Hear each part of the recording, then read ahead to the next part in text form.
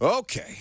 What is happening on this Wednesday? Welcome into 104.5 The Zone. It's lovely to have you guys here as always. You know the drill. Robert, Lucas, myself are with you until 1 o'clock. You can join us at any point if you so choose. 615-737-1045 is how you do that. We are also live on Facebook, YouTube, Twitter, Twitch. Hang out in studio with us if you would want to do so. We have a lot to talk about. We did not get to anything basically to do with the Titans and the Jags yesterday. Circumstances dictated that we kind of take a different direction, and if new information on Bill safety Damar Hamlin becomes available today, obviously we'll keep you updated with that as well. I have seen no changes other than he's currently sedated and listed in critical condition, where he continues to work through the cardiac arrest situation that cost him,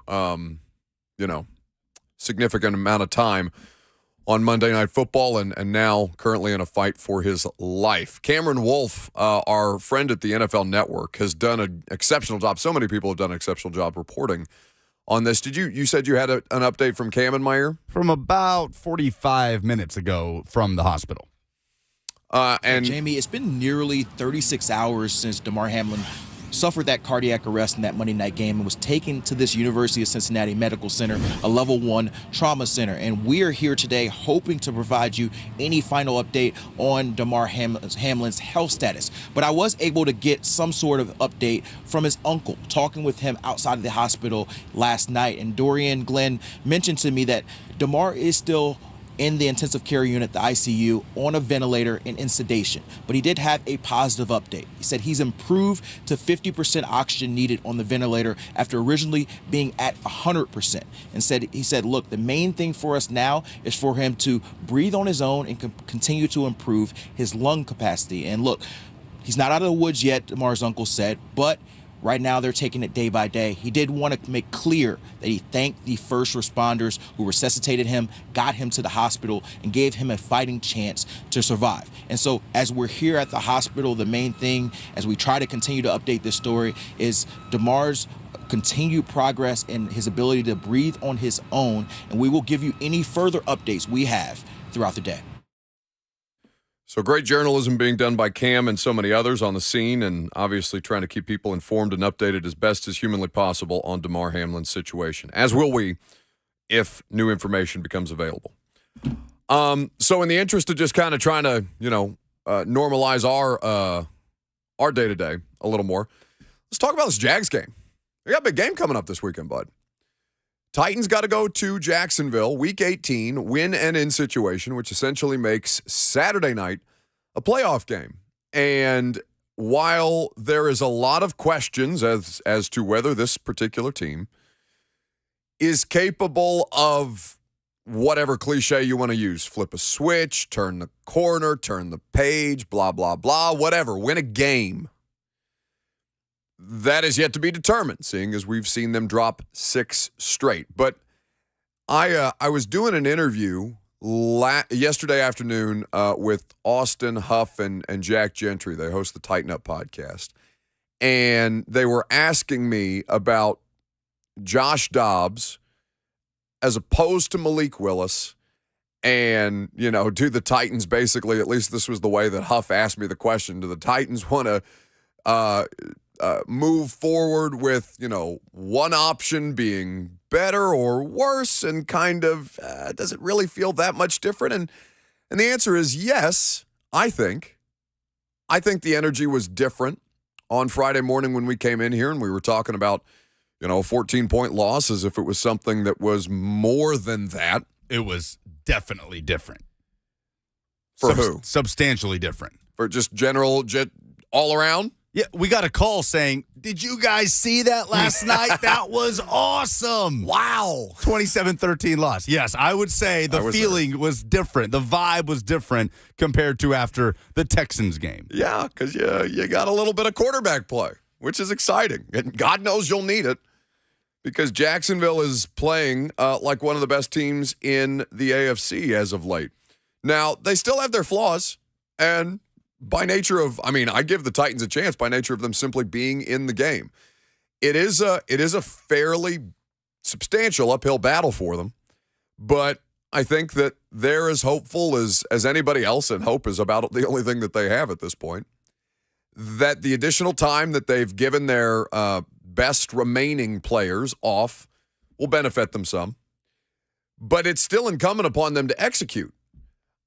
I made this, I can't remember if I talked about this yesterday on radio or yesterday on primetime, but for example, Amani Hooker, right? Amani's been in and out of the lineup throughout the course of the season. But when he came back from the initial injury, I believe it was the shoulder that cost him that first chunk of time, he hasn't been playing as well as he was, obviously, prior to the injury. Those are the kind of things that happen, right? You get banged up, starts to impact your play. Just because the player whose name you associate with being the better player returns to the field does not mean that they're necessarily going to be plug and play. Elijah Molden, Amani Hooker. We've got numerous examples of this. Really, the only one who kind of didn't feel like he missed a step after he came back is Danico Autry, and that's just a bad mother bleeper as far as I'm concerned. So now the question becomes, all right, how big a chance do you give them, or how good a chance do you give them? Because they certainly don't have any benefit of the doubt right now. There's no more, I don't think people talk about like Mike Vrabel coaching magic in ways that are meaningful at this stage of the game. It hasn't, they've had some opportunities, but even when they do give themselves a chance, they kind of tend to shoot themselves in the foot a little bit. The penalties continue to be a problem. I know they were super one-sided in the Cowboys game, but that's probably not the best. So that's probably not the best example to cite. But I mean, they have consistently gotten in their own way, whether it be false starts, whether it be operational penalties, whatever the case. They have to play. They not only have to play well, they have to play cleanly, and those two things may sound like they're the same thing, but you can play cleanly from an operational standpoint and still not play well enough to win. You can play well enough to win, but not play clean enough from an operational standpoint, kind of, bog yourself down the way that they have. Because they're competitive. They are competitive in spurts, or as competitive as one could possibly expect them to be. So when Josh Dobbs is talking about the idea of being this week's starting quarterback, again, after playing on Thursday night in his first NFL start, seems excited about the opportunity. I think that the consensus around most Titans fans is they're excited to watch him potentially help this offense take a step forward, because there's times, Lucas, what was the number of receivers that had at least a catch in this game? 10, not all wide receivers, but 10 players caught a pass. Pass catchers. Okay, so 10 different players caught a pass in this game. The number of targets was substantially higher because the Titans haven't thrown that many passes all season. 39 total attempts, even more dropbacks for Josh Dobbs than that. It was, in fact, a season high and a different style of football than we're accustomed to seeing them play, even if they did run the football 24 times. Ryan Tannehill's only thrown or attempted 39 or more passes 6 times in his Titans career. Dobbs did it in his first start. Ooh, that's an interesting little nugget there. But it's courtesy of Blaine Bishop yesterday. Oh, look at Blaine. I see you. I think that the thing about that kind of speaks to my larger issue with them, is that they can lean on Ryan Tannehill to do more, and at times it's confusing how comfortable they are kind of just letting him be on cruise control, for lack of a better term. But that's irrelevant because he's on injured reserve, is half the roster. It's not a coincidence that their highest number of pass attempts comes with the first time Derrick Henry's not in the lineup. Right, because that would have been the first time that Derrick obviously missed a chunk of time last year. But do you think they throw 39 passes if Derrick Henry's playing against the Cowboys? Well, what's the score? Because I do think the way that I'm still going to say infinitely less likely. Yeah, yes. I'm going to say probably not. It is infinitely less likely, but Tannehill has attempted 38 in a game this year with Derrick Henry in the lineup, so let's not completely, it's not completely out of the question. Week 1. It was week 1, really? Giants game. And they were trailing. So, well, they weren't trailing for that entirety of the game, but they did blow a bit of a lead there. Either way, Josh Dobbs will receive this start. And for the Titans, I understand why there may be a belief among some fans, not a majority. I don't have percentages, but why you may be more interested in the idea of losing out, even if it would mean 7 straight losses, a 7-10 record, and just a general ick feeling about what it is that you weren't able to accomplish this year after starting 7-3 with a 4-game division lead. Because if you were to lose out, you're all but guaranteed a top 10 pick at this stage of the game. Now, that sounds enticing to a lot of people. But here's the thing. If you're somebody who, at any point in your football season, while you still have a chance to be meaningfully competitive, and by meaningfully competitive, I mean postseason, if you're somebody who at this stage, no matter how disinterested you might be or disconnected you might be from this team after a 6-game slide, to root for them to lose out is perplexing to me. To want to pass on the opportunity for a home playoff game, a 3rd straight divisional title, and just an opportunity to watch your football team for one more week versus, kind of a dice roll. I don't know what the obsession is all of a sudden with draft picks when a lot of your draft picks, I understand, the guy that's been making the draft picks of late has been fired, but, I don't know who the next general manager is going to be. I don't know what his decision-making process is going to be. I have no idea philosophically what they want to be under the next front office executive. What I do know is that playoff games matter. And if you're somebody who takes those things for granted, you must have a very, very short memory from when it was that this team was consistently not making the postseason. But it's not just sneaking in and grabbing a wild card spot just to get in. It's hosting a playoff game. Yeah, I said that. I know. There's just a big difference in my mind. What? No, I don't think it's that big a difference. Hosting a home playoff game. Well, I care. You care because do you want to get on another plane this season? I bet not. I'm very happy to cover an NFL playoff game 15 minutes from my house.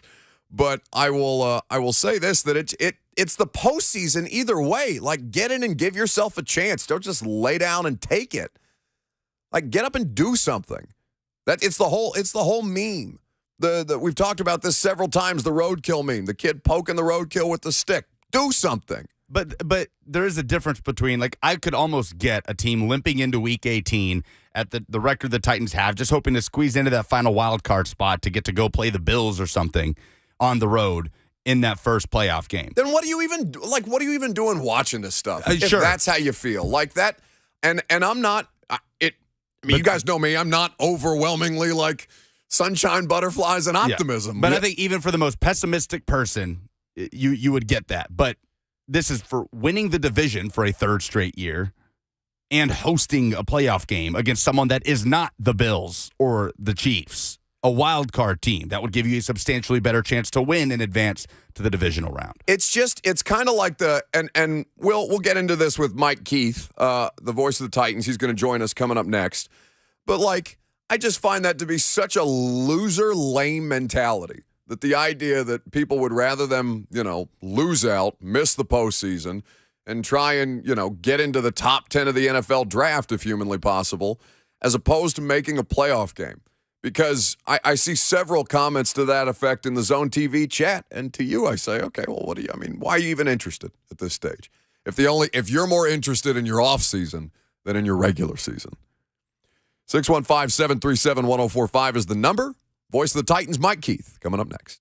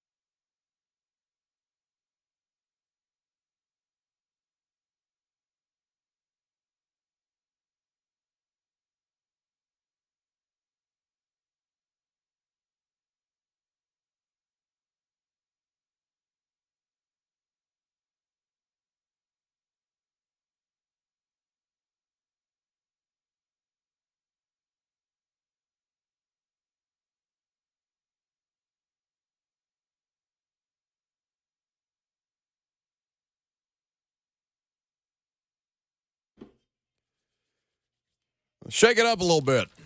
Mike Keith, voice of the Titans, going to be here with us in just a second. Got callers on the line, though, so we take some of them. 615-737-1045. Currently talking about the idea that, what do Titans fans want more out of this week? Do you have any excitement at all about this Jaguars game? Or are you just at a point with this team where you prefer to see them lose out, get a higher draft pick, try and rebuild for another season? I understand both sides of things. I just think, to a certain extent, why even bother to watch football if that's kind of at the point that you're already at? Let's go to Johnny in Springfield up first. Hey, Johnny. Hey. My thought on that is you look at the Giants when they went to the Super Bowl. They was the last seed and come back, go to the Super Bowl and beat the New England Patriots. So why give up on a season when you still got a chance? No, I think that's completely fair. Thank you for the call. And here's the thing, okay, because just to play devil's advocate, and honestly, when Mike jumps on the line there, I'd be curious to know. I mean, I don't think Mike's going to talk about the idea. Yeah, I'd rather see him lose out for a higher draft pick. I'd be surprised if that was the case. But just kind of the idea of giving up, for lack of a better term, and what all that kind of connotates. Because as far as entertainment purposes, not even from the Titans fan standpoint, but from an entertainment purpose, who would you rather see in the playoffs, the Titans or the Jags? If you had an honest moment and you removed yourself from your fandom. Now, maybe you can't do that, and that's totally cool. But, I mean, other than it is my job to cover the Tennessee Titans, the Jags are a far better watch as of late. I don't think anybody would dispute this. If you're asking me on pure entertainment value, what would I rather see? Yeah, I'd rather see Trevor Lawrence get a crack at it. I kind of know what this Titans team is at this point. Now, can they prove themselves to be something other than what they've been for the last 6 weeks? TBD. But I think the idea of the fan base, removing it from people who are not, emotionally connected to your football team. For the fan base to have that kind of mindset it's surprising to me. It's not the whole fan base. But it does seem like that refrain gets louder and louder the closer that we get to this game.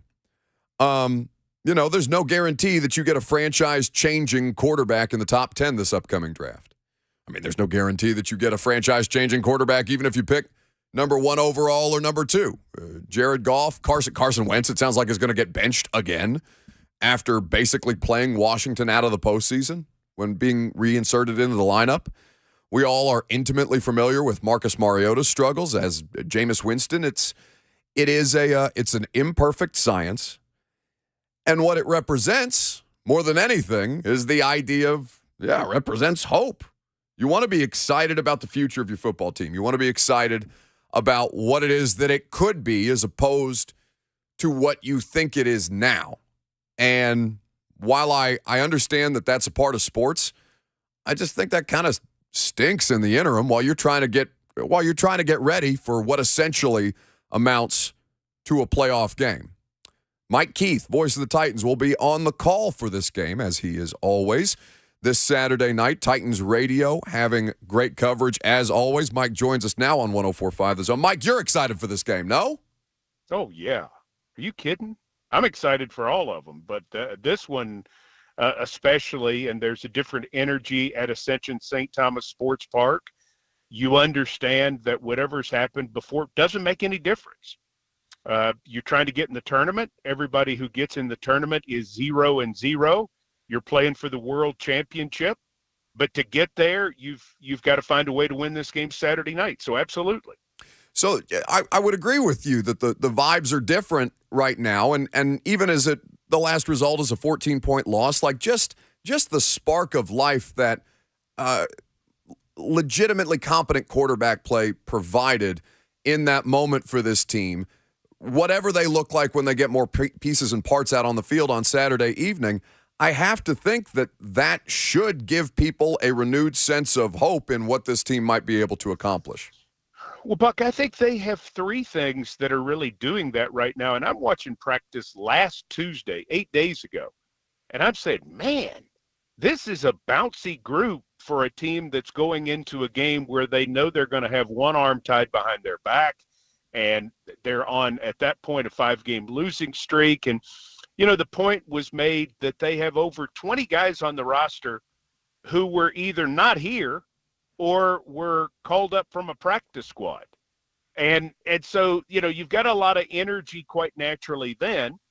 The other thing that has happened is the Josh Dobbs factor, which I think a guy who can run the show, who gives you a better chance to win, that motivates offensive and defensive players. And then yesterday, having the opportunity to see some guys back to work who had some time off, either due to injury or whatever, and they're bouncing around. I think everybody gets that this has been a bad stretch of ball. Okay, got it.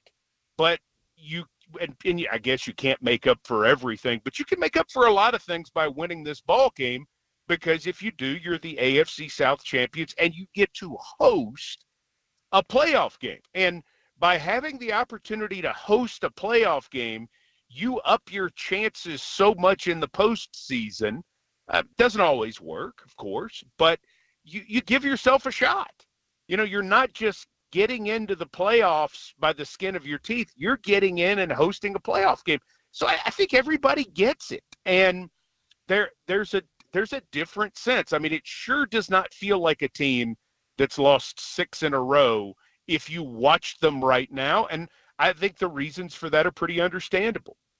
Mike Keith, voice of the Titans, with us on 104.5 The Zone. Obviously, Titans and Jags coming up in Jacksonville this Saturday night. Titans radio on the call for it. 7:15 p.m. is the kickoff. Titans countdown an hour before. What is a fair assessment of Josh Dobbs in his first NFL start, Mike? I think fantastic, considering the circumstances. That 9 days earlier, he's on Detroit's practice squad, and that he shows up. And, he got a week of practice, but he really didn't, because he was not practicing to be the starter. He got 3 days of practice, if that, because it was a Thursday night game. And so from that standpoint, I think you got to be grading on the curve. And if you're grading on the curve, that's an A. Now, it's going to take more than that to win this ball game, and he will have had more time. There is no curve this week. This is all about winning. You get an A if you win. You can throw for 500 yards and make the greatest plays in the history of quarterbacking, since Princeton played Rutgers in 1869. But if you don't win, you don't get an A. So the degree of difficulty goes up a lot. But Josh played in the SEC. He knows. Yeah. He's been in a Tennessee-Florida game. He's been in Tennessee-Alabama games. He's been in Tennessee-Georgia games. He gets it.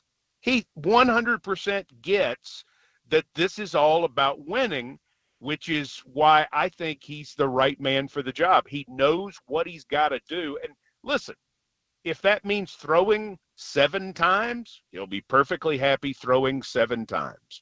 If it means throwing 57 times, he'll do that. That's the part of having a guy who's 3 weeks short of 28 years old being the quarterback right now, who's spent 6 years in the league. He knows he's got to do whatever job it takes to win this football game. But I was dumbfounded that he could do what he did, not because of anything I know about him or don't know about him, but just to see that team have some continuity on offense, and to see him make some of the plays that he made and understand. I think it's the hardest position in sports, Buck, to go out and do that, having not appeared in a game in 2 years and having been with the team for 8 days and having not even had a full week of real practice. Amazing. And certainly gives me hope towards this week. So the passing game, I think, is what caught my attention. Obviously, situational football factors in, score separation and things of that nature, and they still they've run the football in that game 24 times total, and things change when Derek's back in the lineup. Without question, he's an incredibly special player, and he's going to get the ball. But I found it interesting to watch that kind of flow that they had. It was disjointed at times because they do still have problems with penalties that consistently plague them. Even as we talked to Coach Mack about that on Friday, a little bit lopsided. as far as the inconsistencies from the officiating crew is concerned. But I thought the way that Dobbs was able to evenly distribute the ball to that many different pass catchers, it almost spoke to, like, I think there can be a benefit to kind of coming in, even as big an uphill battle as it might be, 8 days on the roster, you don't know everybody's names or backgrounds or all these different things. Like, he just felt like he was playing a little loose out there. So if Robert Woods has a drop pass or Hooper has a drop pass, he's not like going away from those guys, and he's getting them back into the game. Right, exactly. And that's the whole thing is what Josh is going to do is what Pat O'Hara coaches him to do, and what Todd Downing and Tim Kelly and everybody associated with the offensive game plan tells him to do. They're going to say, okay, you're going to look here. Stay away from this. He's going to do precisely what he's coached to do.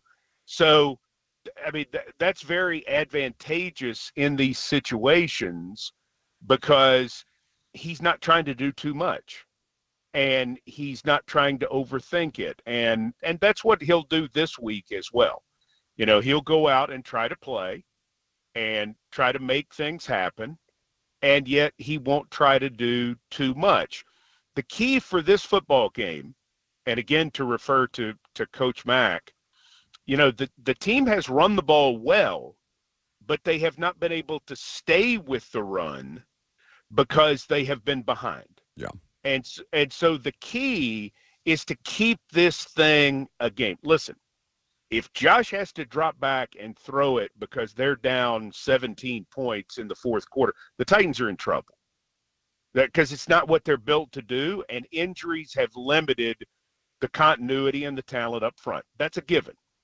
But if this keeps being a game, if he can hand to Derek, if he can throw to Hooper, if he can run the offense, then it really gives him a chance, because that will feed into his strength.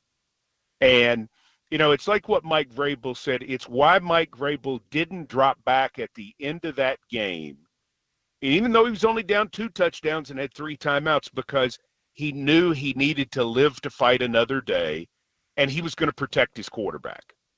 You know, discretion was truly the better part of valor in that moment, knowing that he has to go win this game.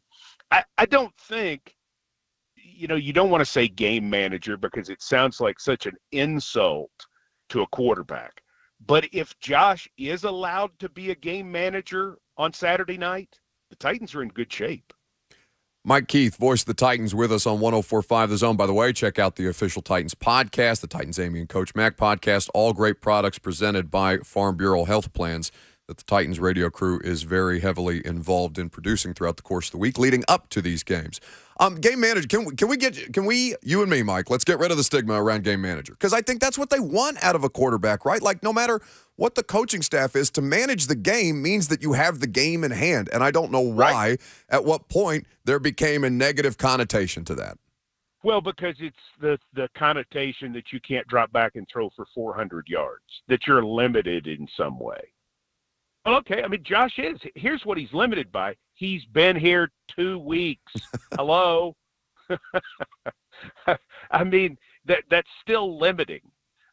It's still not being there for the entirety of training camp. And, you know, I mean, we're going to see, you know, Josh is really putting the stamp on his career right now in terms of what he is going forward. I mean, his name is Josh Dobbs, comma, aerospace engineer, comma, backup quarterback. Well, I mean, so what happens from here? Does he become a solid number 2 from here? Does he become that guy you desperately want as your backup because he can go in at any time? Or do you say, well, he kind of is what he is? Or do you say, you know, he's something more special than that? And what I love about Josh is him talking yesterday. He totally gets that. He gets back to the whole, he's played against Alabama, he's played against Georgia, he's played, you know, he's done that. He gets it. I love that. I love that we didn't get the old, well, it's just another game. I mean, he started off with that, then he starts laughing, because he gets, for him and for this team, it's such a big moment. Now, a quarterback in our system where we pay a running back, where we spend money on defense, where we do these things, yeah, game management is a part of it. And that's one of the things Ryan Tannehill does so well. And we've seen that at different times, what a chance that he's given the Titans in many ball games, even when he's been hurt, because he is such an excellent game manager. There's nothing wrong with that. They're different styles of football. All of them can win championships, and it takes a different level of quarterbacking to do this based on what your overall football team composition is. And a lot of that is determined by salary cap, let's face it. The thing, obviously, if pass rush could solely win you a game, the Titans would have beaten the Bengals last year, Mike. But to have the healthier versions, theoretically, of Jeff Simmons, of Danico Autry, just of a lot of these players, Derrick Henry included, is the defense the thing that gives them the best chance to, as you mentioned, keep it close and give Dobbs and Henry and the offense an opportunity? Yes, absolutely. Because you can't let that guy stand back there and throw for 368 yards and not be sacked. You can't do it. It just can't happen. I mean, if he's going to be able to pick and choose with the receivers that he has, and with the fact that you have to defend ETN, that's just not going to work. So they've got to get pressure on him. They've got to get the ball back for the offense. That's the thing about the whole turnover part that is not discussed enough. It's like, the 4 turnovers. Well, 2 of them were major scoring opportunities that you gave away. But the bigger part of it is that you give another offense more possession. Yeah. You give them more chances. So not only does the offense have to take care of the ball, the defense has to get the ball back for the offense.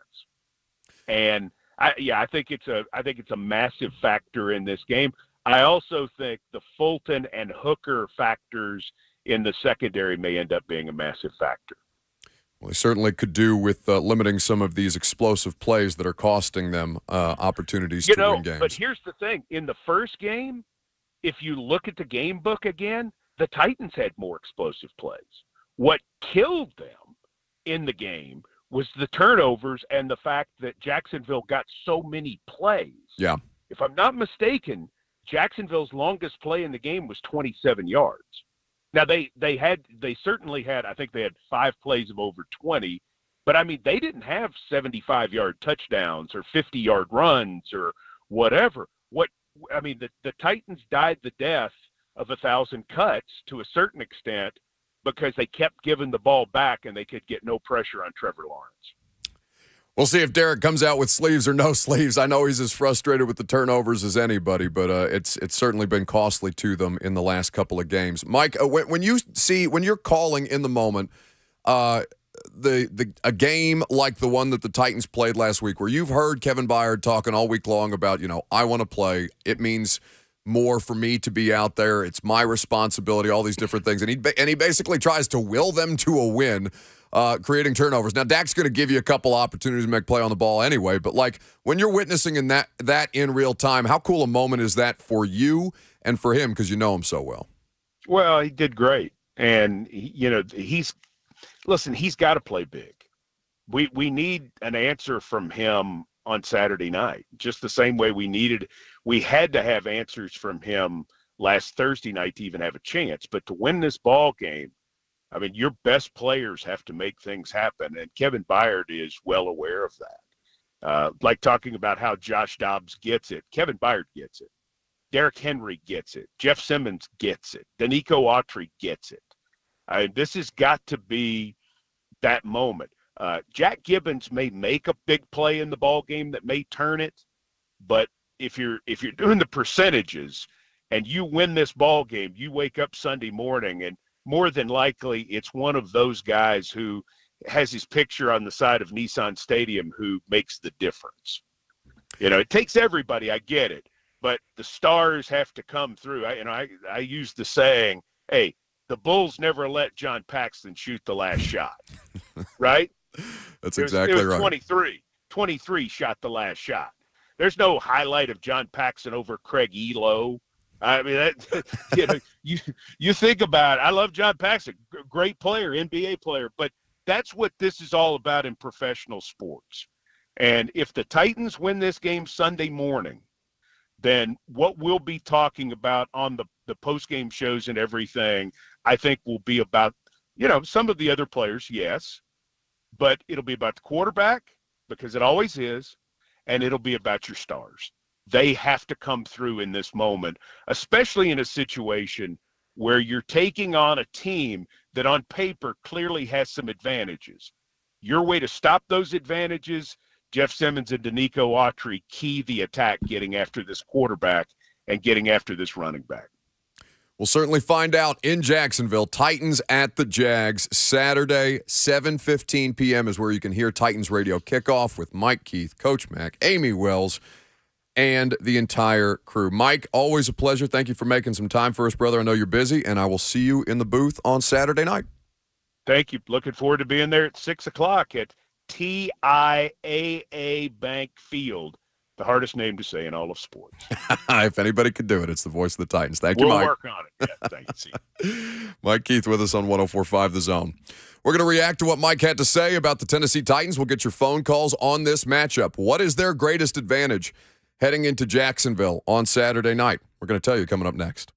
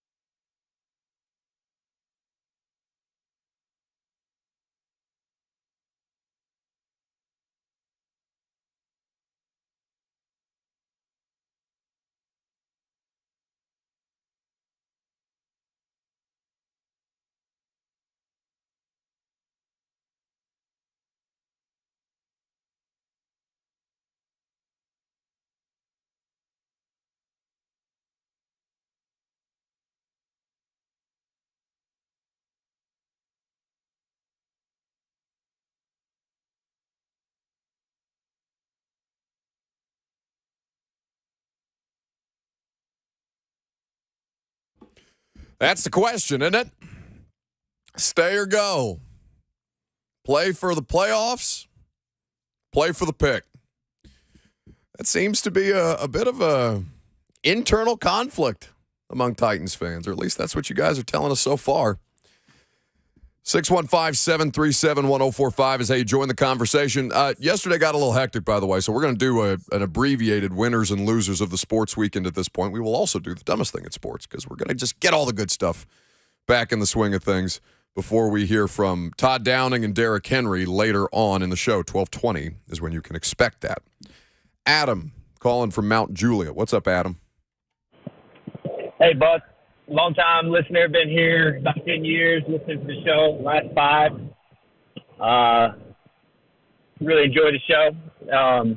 I just call and say, watched a lot of, after the Falcons, epic fail in that Super Bowl, I watched the Falcons do a lot of the same, winning and enough to get, knock themselves out of good draft positions. I think one year we were going up against the Bucs, and if we would have lost that last game, it would have been 10 picks higher, and we would have gotten, I think it was Devin White that got picked in that same spot, which would have helped them a lot. And year after year, just not drafting the right people to fill the right holes on the team.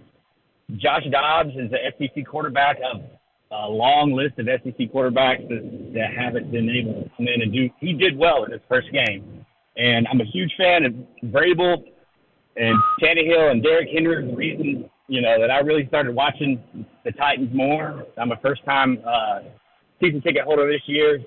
Vrabel got us to 7-3, even with all the injuries once again. But if we win and get in the playoffs, we're not going to go anywhere. We're not going to beat whoever we play. And I don't know what the difference in the draft pick is. If you guys do, that'd be interesting to hear kind of what that sounds like. Sounds like the Oscars music, what it sounds like. 60 seconds on the clock. Thanks for listening to the show, Adam, for the last 5 years. Did you catch that? I thought he said he was a Falcons fan. He said he'd been living in Nashville for 10 years, listening to the show for 5, and we've been on for 2. So somewhere in the mix. Does that mean it's felt like 5 years? Oh, God. That's not good. I should ask you that question. I do appreciate the call. So do I. Here's the thing. So he said definitively that the Titans are going nowhere in the postseason. But definitively, higher draft position is going to help them, if I understood the logic correctly. Is that what you heard articulated as well? Yes. How on earth are you going to sit there and tell me definitively anything about a draft pick when the draft pick is the most uncertain thing of all of the uncertainties in football? And the idea that a team in the postseason definitively, even as wretched as they have looked, admittedly so, I know I'm at every game, every one. I see all of them, okay? This is my existence. At least you can turn the TV off sometimes, all right? I'm there. Tell me definitively anything about the NFL. And while I understand, I get what that mindset is. The best thing in sports to people, it would seem to me, is hope. And there are hope in transactions. Transactions are draft picks. You think you know what you have in this football team right now. You may be right. They may make the playoffs. They may poop themselves. They may lose to Jacksonville, and none of this conversation matters. I have no idea. The point is go play the football game. And if you're operating in definitives, like this is why I despise game predictions. Nobody bleeping knows what's going to happen in any of these things. And yeah, some sports are more predictable than others. The NBA, you feel like you have a pretty good grasp on things. There are favorites that typically pull away from the rest of the competition. And in a sport like that, when there's so many less players on the court as opposed to the field of play in football, yeah, you've got a little more of a known commodity than in this sport where literally the difference between sleeves. Are you waving your finger at me like I need to hurry up? You're rambling. Play the music. Winners and losers of the sports weekend. That's what we normally do it on Tuesday at this time, but, things got a little complicated on Tuesday. My winner of the sports weekend. Man, if it can't be the Green Bay Packers, I don't know who. Like, Minnesota had like another one of these epic collapses that they tend to have pop up from time to time. No, this wasn't a collapse. This was just bad. It was all bad, all over the place. And the beneficiaries of this, the Green Bay Packers, who the last time the Titans won a game looked dead in the water, right? We're talking about, is Aaron Rodgers washed? I believe I tweeted at some point, should Jordan Love be playing? And now they are on the verge of the postseason with the back-to-back MVP, and he's pissed.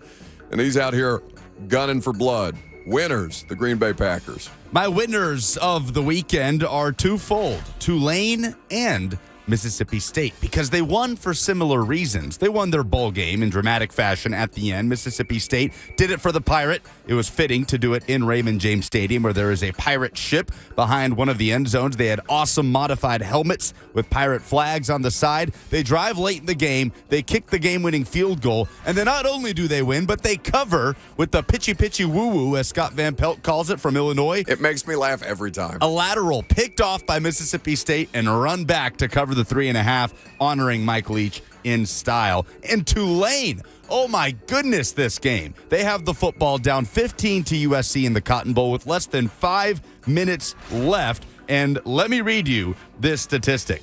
In the last 5 years, FBS teams are 1,692 when down by 15 or more within the last 5 minutes of a game. After the Cotton Bowl, FBS teams in the last 5 years are 2,1,692 in that scenario. My goodness, Lincoln Riley, get a defense. How long is it going to take? Tulane scores. They kick it off to USC. The returner muffs the kickoff at the 1. It bounces out at the 1. USC has it on the 1. They get stuffed for a safety, kick it back to Tulane, who goes down and scores. They were throwing around USC defenders like rag dolls. Maybe USC should get a new strength coach, too. Lincoln Riley, it feels like that's going to be the entire experience, doesn't it, at this point? Yeah, big enough sample size. All right, my loser of the sports weekend, this is a layup. It's Skip Bayless. Skip Bayless with the tweet during the Damar Hamlin situation, which, by the way, he remains currently sedated and listed in critical condition. Should new information become available, we will provide you as such. But Skip Bayless in the middle of this, while this man is on the ground in a pile of himself after suffering cardiac arrest, receiving CPR and AED treatment for 10 minutes before being transported to the University of Cincinnati Medical Center. Skip Bayless says this: no doubt the NFL is considering postponing the rest of this game. But how? This late in the season, a game of this magnitude is crucial to the regular season outcome, ... which suddenly seems so irrelevant. Skip, baby. Like, you don't got to get out there with the how is the NFL going to handle this thing while this dude is literally reportedly dying twice on the field and having to be resuscitated. Timing, Skip. Skip. Shannon Sharp was not on Undisputed on Tuesday. Did you notice that? Yeah, and then he came on today with an opening monologue about why he wasn't on Undisputed, and Skip Bayless kept interrupting him, and it got heated. Like, I'm starting to think they legitimately are not liking working together. Skip is the person who questioned Dak Prescott's courage or toughness after saying that he was depressed after the passing of his brother. Okay, like this, I know who Skip Bayless is. Yeah. But I know what he was trying to say. Read the room. Just one time, Skip. Read the room. You don't got to be out there. My losers of the weekend, once again, twofold, because it's for the same reason. Derek Carr and Nathaniel Hackett. Derek Carr, benched for Jarrett Stidham, who goes on to throw for more yards than any game Derek Carr has played in this season against the number one defense in the NFL, the San Francisco 49ers. And then Nathaniel Hackett gets fired, and the Broncos immediately score a season high in points the following game. Yeah, that's about right. That sounds about right. That's an abbreviated version of winners and losers of the sports weekend, which typically comes your way Tuesdays at this time. 615-737-1045. We'll get back into the Titans discussion, and we got the dumbest thing in sports for you coming up next.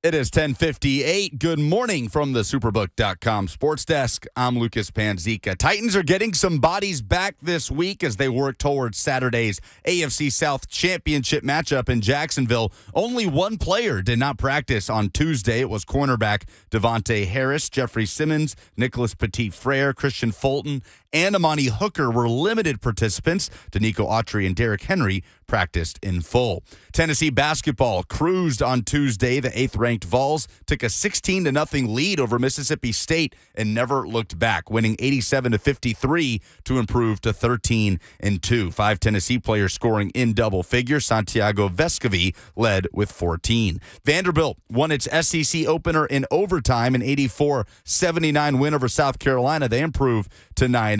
Ezra Mannion with 24 points. And the Nashville Predators lit up the scoreboard, a 6-3 win over the Canadians, improving to 16-14-6. They'll travel to the Hurricanes tomorrow for a 6 o'clock puck drop. For all your foundation repair and waterproofing needs, visit USSTN.com. Breaking news at once on your home for the Titans and Vols. This is 104.5 The Zone.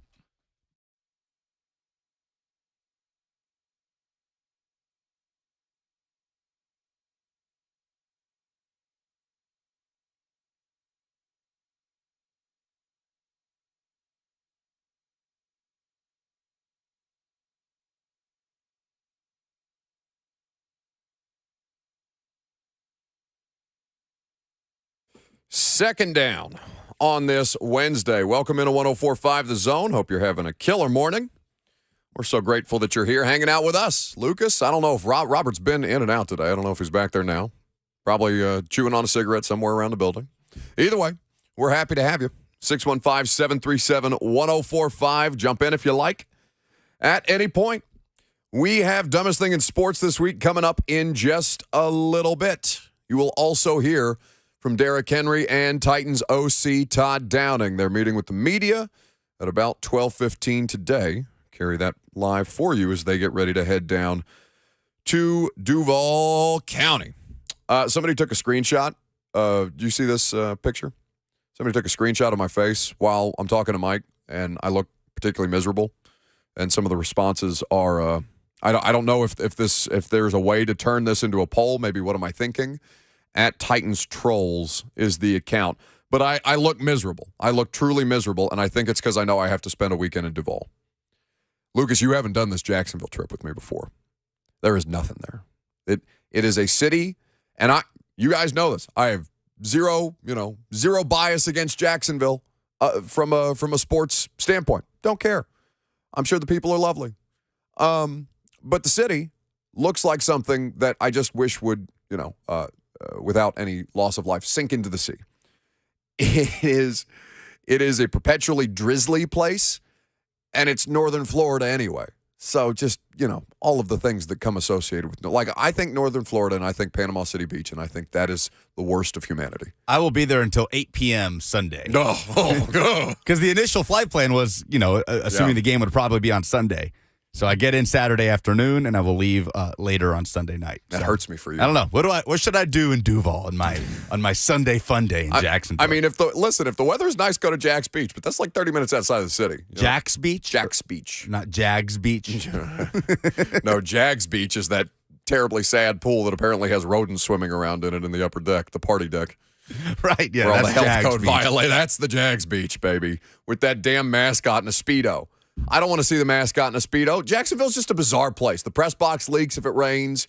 Damn near ruined my MacBook a couple years ago. Either way, that's not what we're here to talk about. What we're here to talk about is what gives the Titans the best opportunity to win this damn football game. And what I think it comes down to, obviously Josh Dobbs is going to be the quarterback, but what it comes down to is the thing that makes them the most special. What is that, you ask? You may have questions. I have often questioned that several times in the last month and a half. Is there anything that makes them special? But if you look at their season, and if you look at the way, that the Titans started 7-3, the thing that made them the most special is the ability to impact the quarterback on defense. Jeff Simmons and Danico Autry. No Bud Dupree, obviously injured reserve. Rashad Weaver and Terrell Basham and whomever else they're trotting out there at outside linebacker. What are you laughing about? V-Love tweeted me, said, do as the locals do, bath salts. He means the Jacksonville locals. Right, the Jacksonville locals. Yeah, go down there, literally eat a person's face. Hey, when in Rome, Florida. We'll tell more Jacksonville stories when we get back on Monday morning, because I think you are in for a unique experience, my friend. But the experience for the Titans will be predicated on their ability to impact the quarterback. Now, if you remember the first Jags game, Mike Keith, voice of the Titans, joined us earlier. He brought up the idea of Trevor Lawrence and, basically being able to have his way with this Titans pass defense because they could not get a rush on them. Looking at the way that the Jags won that game, 36-22, there are obviously the inability to impact the quarterback, turnovers, and penalties. That's what it comes down to. You gave Trevor Lawrence extra possessions. When he had possessions that they earned anyway, you weren't able to get to him, and he diced you up. He was as comfortable as he has looked in any NFL game in his career. It was his only, I believe, second career road win for Trevor Lawrence in Week 14. 30 of 42, 368, 3 touchdowns, 0.0 sacks. The pressure numbers are not much better because sacks don't tell the whole story, but the pressure numbers don't indicate that they had much more effect than they obviously did. And as we mentioned, the turnovers that in particular Derrick Henry had and the Titans on offense had, it caused an untenable situation for a team that has a very thin margin for error anyway. So, Jeff Simmons is now issuing a challenge to Titans fans, which is a bold strategy, Cotton, after losing 6 straight games. But here is the Titans' stud defensive tackle speaking with media in the locker room yesterday. I wouldn't even say that. I think that's the mindset anyway. When you playing against good teams and a team that's scoring points, you have to be able to get the ball off them. You have to be able to create turnovers. So if that with the quarterback, because he give us opportunity to get the ball off of him. With his mechanics in the pocket, when he want to run, he's not a slaughter. He want to get as many yards he can. So we have to take advantage of that, especially on defense. The way we hunt after the tackler, we have to be aggressive when we go tackle. Like I said, don't do nothing dumb, but if you want to gain and try to get them extra yards, hit them, knock the ball off of them and stuff like that. And the same thing, we talk about so much that, the coverage, the pass rush helped the coverage, we're working together. The coverage had to help the sack too. So, and us to affect the quarterback. So when we talking about team defense, we all have to be on the same page, challenging them guys. Like I said, I have a lot of confidence in them guys on the back end that they're gonna challenge. They're gonna help us out up front, and we're gonna help them guys out. And like I said, this game here, it means a lot. So we have to go get a win in Jacksonville. So that's Jeff Simmons talking about impacting the quarterback and challenging the locker room, challenging the Titans to be able to, show up in that moment. And it is something that you typically haven't had to question. Are the Titans going to show up against the Jags? No, the Titans dominate the Jags. That's not what it felt like. That's not what it was in Week 14. They need to, what's the Greg Joseph line that Mickey Ryan uses all the time, Lucas? You can answer assert his dominance. I'm not here to assert my dominance, is what that tiny little kicker said to us. Hey, that tiny little kicker smashed home a 61-yard game-winning field goal not this past week, but the week before. I did see that. For the Vikings. He's having a nice year. He's asserting his dominance in Minnesota. Indeed. But the Titans need to reassert dominance over this lowly, miserable franchise that, for the most part, in the last, let's call it the better part of a decade at this point, has been their punching bag. Well, can you tell me the last time the Tennessee Titans were swept by the Jacksonville Jaguars? Ooh. It was not the AFC Championship year for the Jags. Nope. Not 17. Way before that. Yeah. Let me say 2005? 2005. Who was the quarterback for the Jags? Oh, good question. Who was the quarterback for the Jags in 05? Well, you find that. In the meantime, I'll take Jason and Murphy's. The Jags were 12-4 in 05, so they were a good football team. with Jack Del Rio as head coach. 615-737-1045 in his leather jacket on the sideline, looking like he's, going to go pilot a fighter plane instead of coach an NFL football team. Byron Leftwich. Jason, what's up? Hey, guys. I just wanted to touch on the thing where it's talking about everybody wanting to lose a game on purpose so they can get a better draft pick. That's nonsense, man. You got to have a better mentality, especially as a coach or as a franchise, that you want to have your team, you want them to win. So I would say you're leading your team down the wrong path to tell them to lose a game. Just like with Tom Brady, he wasn't no top draft pick. So it's just all about who picks, who's picking the draft picks up. It's about making the good picks. It's not about getting the number one draft pick. And I also wanted to touch base on Joshua Dobbs. This is his second career start, and he has a chance to win an AFC South title for his team, for himself. And this is only his second career start. I believe in Joshua Dobbs, and if he continues to get better as he did with the Cowboys, I think he might be starting next year. So that's my point on everything. So I wish the Titans luck, and I think they will beat the Jaguars this weekend. Thank you for the call, Jason. We went from confidence in Josh Dobbs to Titans starting quarterback in 2023. It took a turn. Let's not get ahead of ourselves. There's no guarantee that he's going to be better in Jacksonville. I mean, in fact, I think it's far more likely that people come away with, regardless of the result, I think it's more likely that you come away from that game being like, oh, I don't know, man. With a little additional tape of Josh Dobbs in the Titans offense, with, some of the limitations that we know they have anyway as far as pass protection is concerned, I'm not necessarily assuming that Josh Dobbs is going to look like better just because he's been here longer and he's had more time. I think people do make that mistake from time to time. The Cowboys didn't necessarily prepare for Josh Dobbs as well. I mean, that news came out on game day. So it's the first time that a team will have a week of film to prepare for Dobbs. Also the first time he has a week of practice as the starter. So, a full week of practice, I should say. As we look at this thing, the thing that gives them the best advantage is the pass rush.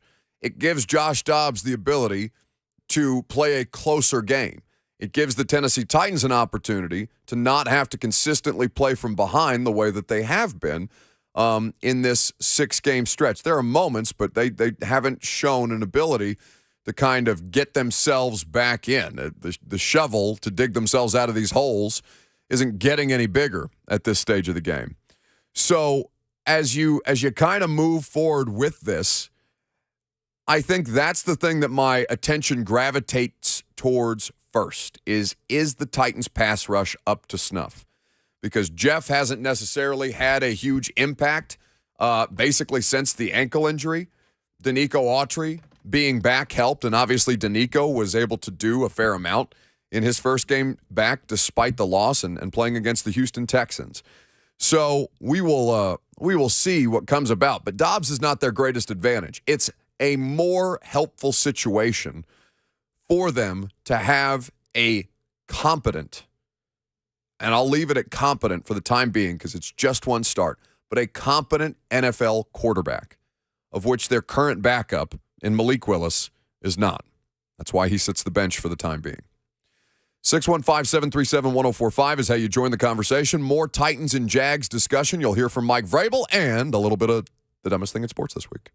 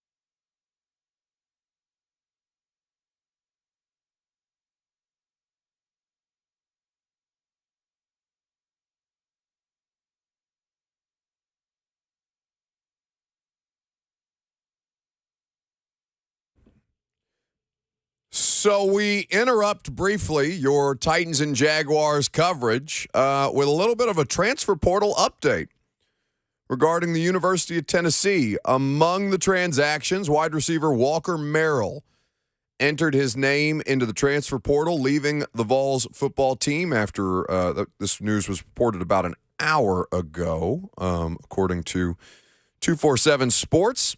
He made the announcement himself. He, not a ton of production, 8 receptions, 116 yards, 3 touchdowns in this past season, and obviously a local tie, Brentwood's own Walker Merrill. What else is happening in the transfer portal, Lucas? I did many a game that Walker Merrill played in, by the way, at Brentwood High School. Great athlete, and he is going to have a couple of good potential destinations.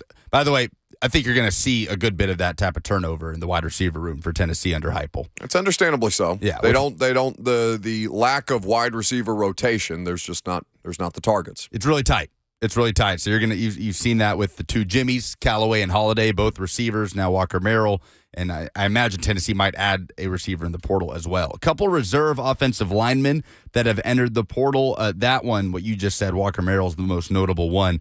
One key piece coming back to Tennessee, just announced minutes ago on social media, tight end Jacob Warren is coming back for his final year of eligibility at the University of Tennessee. Not a guy that's put up big numbers, but it does set up Tennessee to have the best depth in the tight end room that it's had so far under Heupel. You bring in UC Davis transfer, McCollin Castles, a guy who's been really productive in his career there, big physical tight end, and you bring in 4-star prospect Ethan Davis out of Georgia. So that's as much depth as they have had in that room, and Jacob Warren bringing back plenty of experience there as well. So we will keep you updated if any new information becomes available. In the meantime, we'll continue our Titans and Jags discussion before we get to some dumbest thing in sports this week. Mike Vrabel. So Doug Peterson was just on my television in here. It's a replay of Doug Peterson's Good Morning Football appearance. Now, obviously, Doug Peterson has helped to turn the Jags around. They have legitimate NFL coaching. He has a championship pedigree. He has been He has worked under several notable coaches across the NFL. Andy Reid, in particular, stands out during Doug Peterson's time with the Chiefs. And all he has done in Jacksonville is get this thing back on track and put them in the position to make to host a home playoff game in his first season on the job. This Week 18 game is as impactful, obviously, as any other game on the board. There are some interesting ones, the Ravens and the Bengals. There's a couple of NFC games that do stand to impact playoff positioning. But at this point, Titans and Jags, I mean, obviously we're more locally interested in that one than anyone. Lions and Packers, also a game with playoff implications. But I think that when you listen to Doug Peterson talk about this thing, you understand why it is that they've started to turn around. Now, Mike Vrabel, we had a press conference with him on Monday. And forgive me, I can't remember who brought the question to Mike's attention or basically said, hey, Doug Peterson was asked about you guys earlier in the week or, at some point earlier in the day. And to paraphrase, he had said, well, the Titans are the divisional champs until somebody knocks them off. And, that's what we have to do. That's our challenge. And until then, they're sitting atop the hill. And Mike kind of, sloughed it off and said, well, I love Doug, but I'm just focused on what it is that my football team needs to get done in this particular week and how they need to move forward at this time. How they move forward is the question, and they will have a better percentage chance with Josh Dobbs. Do you have Josh Dobbs back there, Lucas? Speaking in the locker room yesterday about getting the opportunity to play in his second career start after starting his first game for this team on Thursday Night Football. Yeah, the game and obviously the magnitude of the game, right? Everything around it. It's what you dream of playing in NFL football. You want to play meaningful football, especially in December and January, right? You want to play in those playoff games. So you want to be a part of that. So I've watched and been a part of teams that have been a part of that. So to play in it, there's a lot of excitement around it, but also there's also recognition in the preparation, right? The lead up to it, the maximizing today being Tuesday or Wednesday practice, maximizing those reps and my encounters with my teammates and helping them get prepared, help them see what I'm seeing from the quarterback position, so that when Saturday comes, we just go play football. And all the emotions out of it is taken away. We're able to just lock in on each play and just go play ball. He had another quote that I thought was interesting. Somebody had asked him about, taking over in a leadership role, and he said, well, I've always been a leader. And he goes, well, but you're starting now. And he goes, well, you're a quarterback. You're a leader. And the way that he kind of snapped to that right away signified to me how seriously, and, that's the kind of thing that you want to hear, but how seriously he does take this opportunity that he has at this point. Let's go to the phones. How about Ryan in Ashland City up first? Hey, Ryan. Hey, Buck, how you doing today? Good, buddy. I just wanted to bring it to you guys' attention. I don't know how much you guys have looked into it, but Ryan Stonehouse, as it stands, is set to break a 72-year-old record for average yards per punt. 72-year-old record? Yes, set by Sammy Baugh in 1940. The current record is about 51.5 yards per punt. Ryan Stonehouse is currently sitting at 53 even. Oh, no, Ryan, this isn't Ryan Stonehouse, isn't it? Unfortunately not. Okay. I wish it were. This is it says here an 82-year-old record as opposed to 72 years old.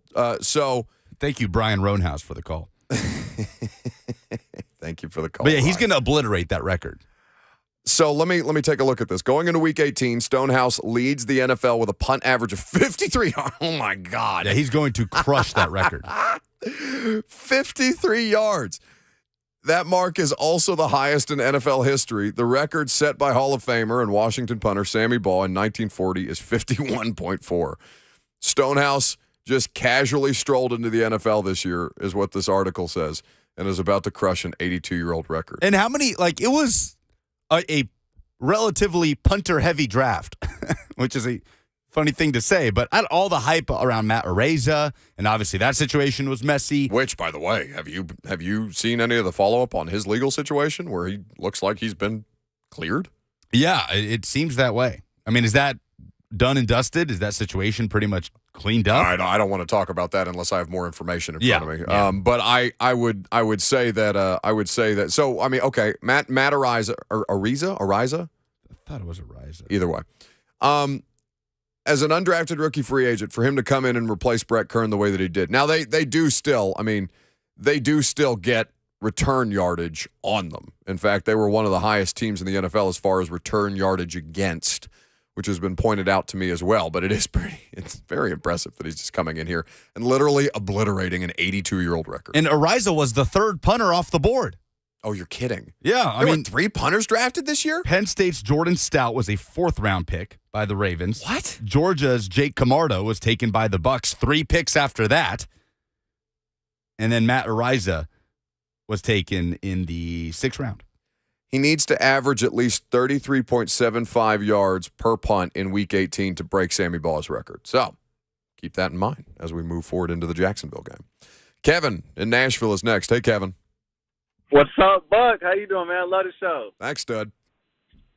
Love you back there, Lucas, doing your job, baby. I'm here to talk about all these Titans fans wanting to throw this game. I really don't understand it. We're going to be in prime time on Saturday night, and you want to tell KB, you want to tell him to throw the game? You want to look at the Josh Dobbs and tell him to throw the game? He might not ever get a chance to play football again. The worst thing about being a Titans fan is dealing with Titans fans, dude. Every time we start losing, I don't see any two-tone blue around here anymore. I'm the only one rocking anymore.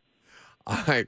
Thank you for the call, Kevin. I remember after Week 14, I was driving to work. There's a dude in full Jags gear walking around Music Circle. It's like, the hell is this? It's like seeing that week that they played the Chargers, and there were not one, but 2 Chargers fans that called this radio show. I didn't even know there were Chargers fans.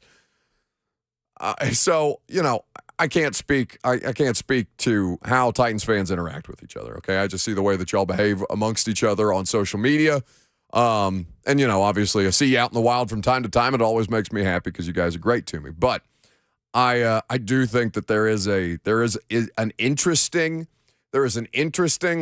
division in this fan base that I don't notice with a lot of others, and it's not necessarily just about one issue. Like if you had to say, Lucas, Tennessee Vols, wise? Like, what is the thing where there's the most disagreement between Vols fans about? Does such a thing even exist that comes to mind? Because I think most people could name something off the top of their head as it relates to Titans. Right now? Yeah. No, the vibes are great. They just won their 11th game in year 2 of Josh Heupel. You take me back 5 years to 2017, and they're hiring and not hiring Dave Doran and Greg Schiano and Mike Gundy, then yes, disagreements were probably had. But right now, no, things are great. Vibes are high. Speaking of vibes, go ahead and give me the dumbest thing in sports this week. Let's be honest. You've already seen something this week that made you say, "What the is this?" That's bullshit. What the hell? Give me some more now. Something so mind-numbingly idiotic that you just want to get it off your chest. Dumber than a second coat of paint. Some idiot. You are really dumb. For real. It's the dumbest thing in sports this week on the Buck Rising Show. Yes, indeed. It is made possible by Painter Ready Murfreesboro. Call for a quote, 615-PAINTER. Or go to www.painterreadymurfreesboro.com. You want to nominate the dumbest thing in sports this week? It's real easy. Just give us a call. 615-737-1045 is the number. 615-737-1045. So, as you look at a number of dumb things in sports this week, this one popped into my view yesterday. The U.S. Soccer has hired a law firm to oversee an investigation of the manager of U.S. Soccer. His name's Greg Berhalter, for those of you who are unaware. He is being investigated over a self-announced incident that occurred between Berhalter and his wife in 1991. This incident was brought to the attention of someone within the U.S. Soccer organization to basically try and oust Greg Berhalter, because I guess Greg Berhalter is not, and I know precious little about this, Lucas, so back me up here.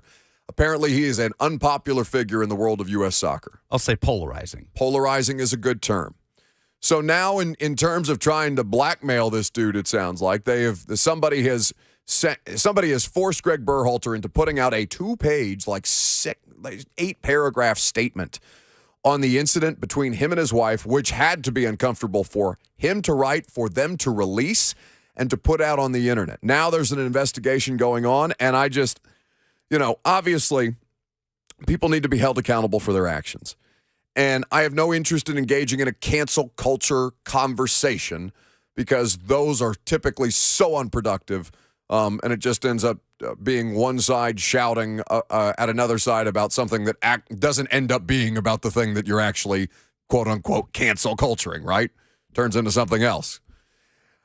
I think that when you actively seek to do damage to a person like this and to a person's family like this, even as the incident described, is not something that you want. This is the statement. This is a portion of it. In the fall of 1991, I met my soulmate. I had just turned 18 and was a freshman in college when I met Rosa Lind, his wife. One night, while out drinking at a local bar, Rosa Lind and I had a heated argument that continued outside. It became physical, and I kicked her in the legs. The lessons learned from that night over 3 decades ago became the foundation for a loving, devoted, and supportive relationship, which we honored and celebrated with our 25th wedding anniversary this past weekend.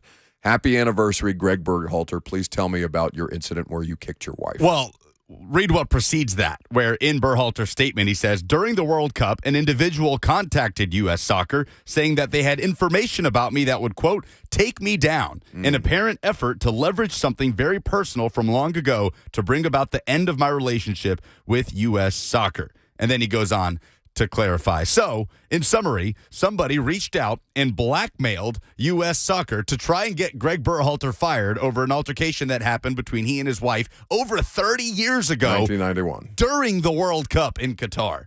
You and I weren't alive when this incident occurred. And I'm not listen, it's not justifying the behavior. In fact, Dana White, I'm sure, is going to make an appearance around here sooner rather than later with a situation that, anyway, what's your dumbest thing in sports? I mean, can you imagine someone reaching out to you saying, hey, I got information that'll take you down? It happened 30 years ago. Yeah. I would say I'm not 30 yet, so bleep you. Eat it. Try to cancel me, will you? Well, if I get canceled before Skip Bayless, I'm going to be pissed. Honorable mention. Yeah, that would be quite That would an achievement. suck.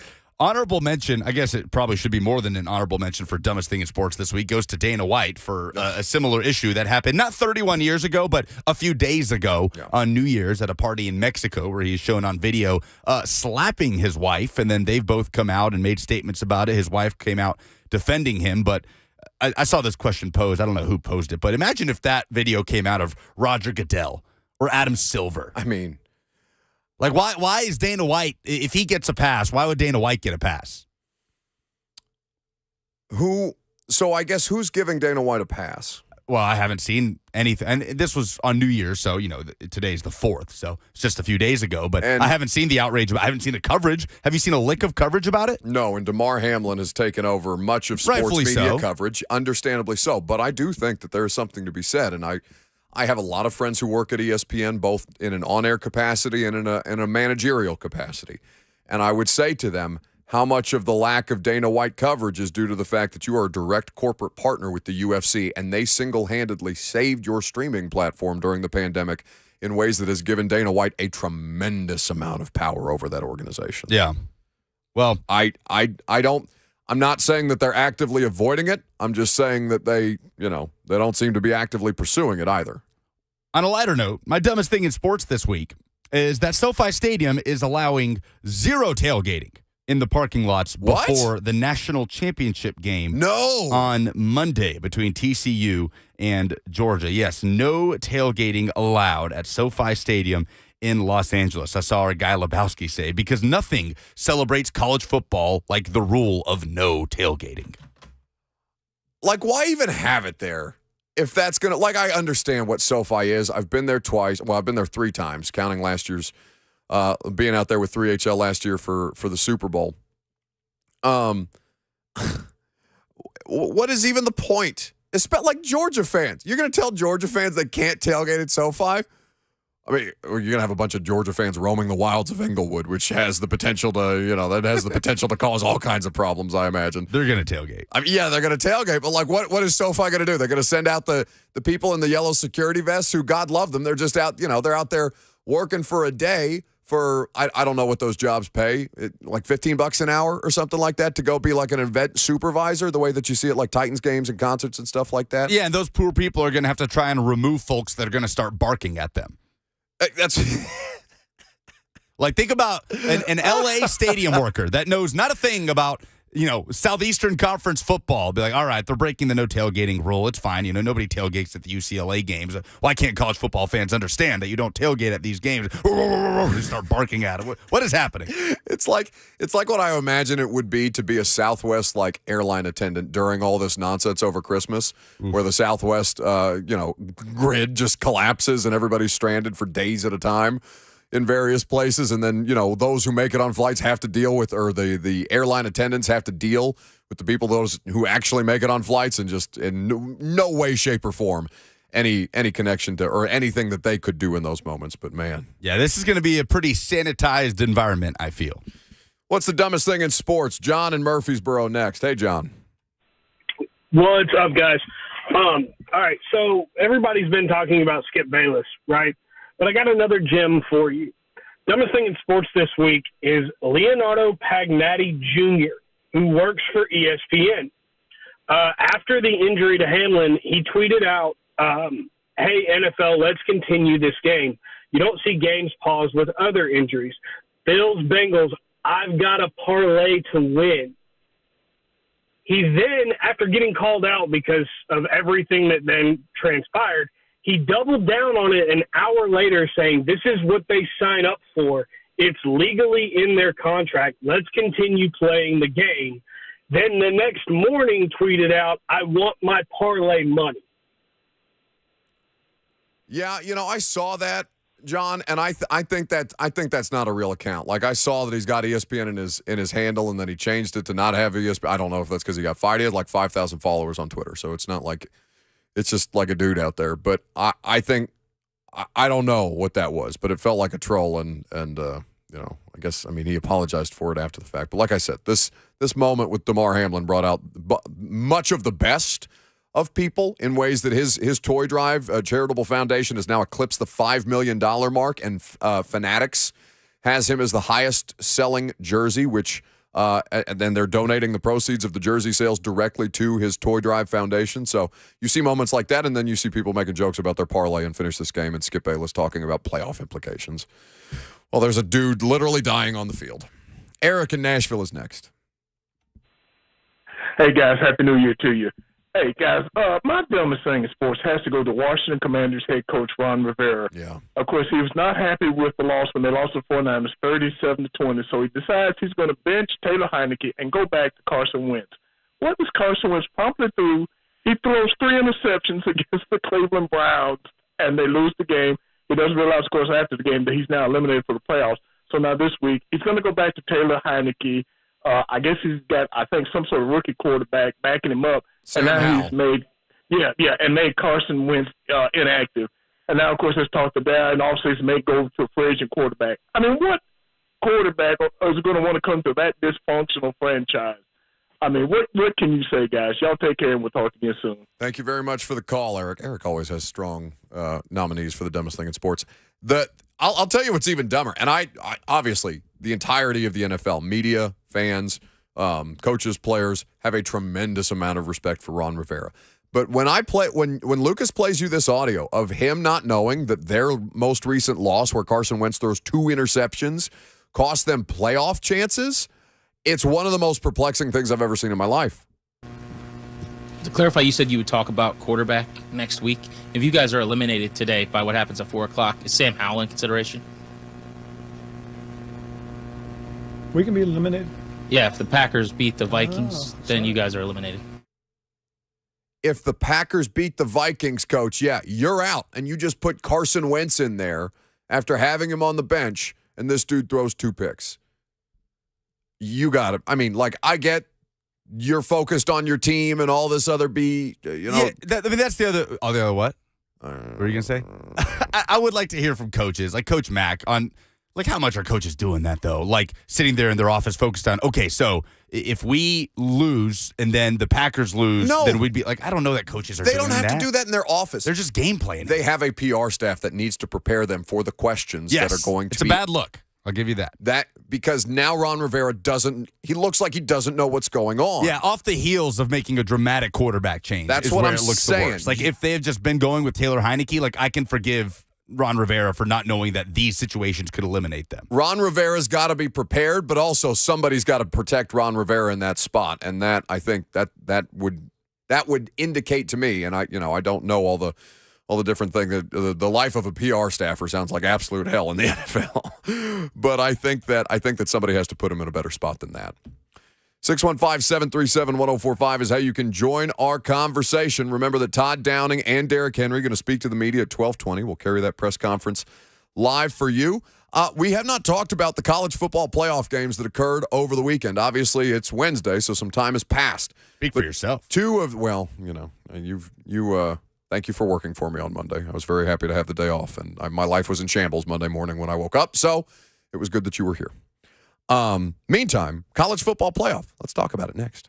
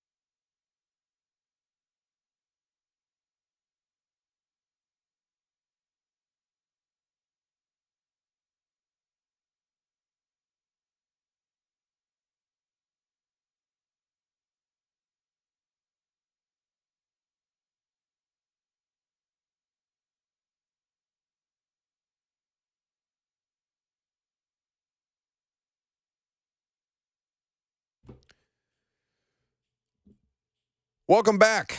So we have not had the opportunity to turn our attention to Saturday afternoon's results in the college football playoff. Georgia gunning down Ohio State in a last-minute fashion. TCU and Michigan playing one of the most ridiculous college football games I have ever seen in my life.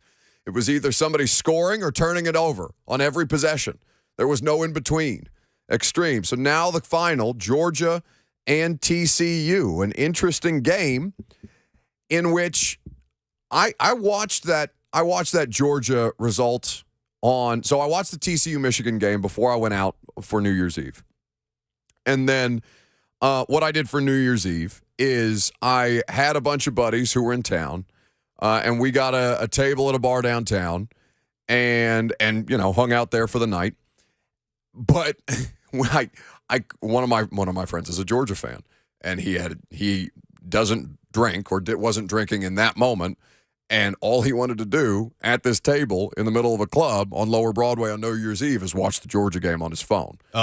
Yeah. So there were, I'm telling you, there is. I mean, you know what? One of these places looks like downtown on Lower Broadway on New Year's Eve. Yeah, bad fan, your friend. Bad fan? Yeah, your team's in the playoff. You don't go to some club that's not showing the game.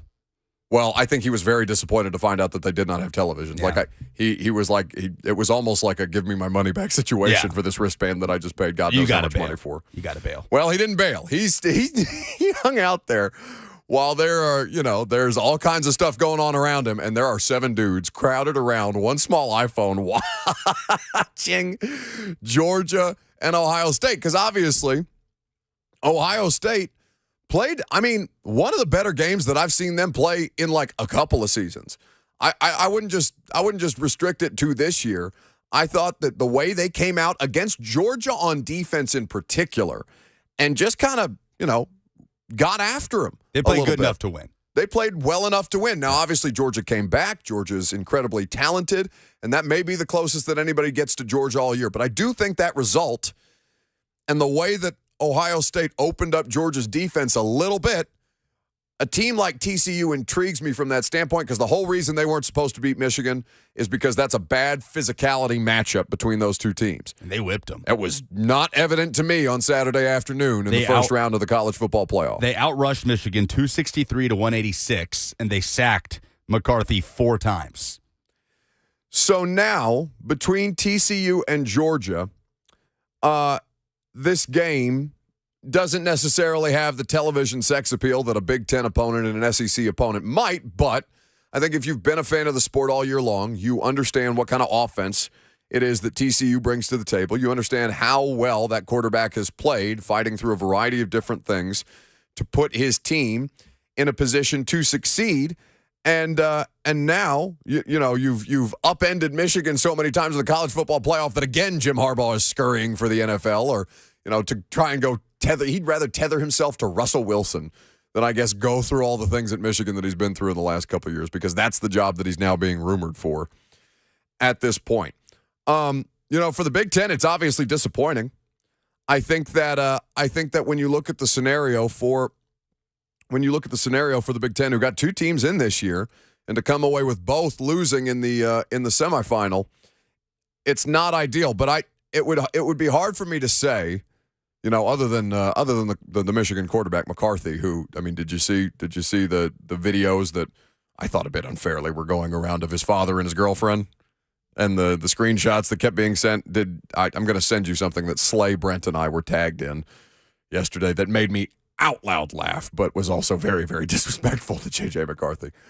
For TCU, this is obviously a tremendous opportunity. For Georgia, it presents the chance for them to hold serve.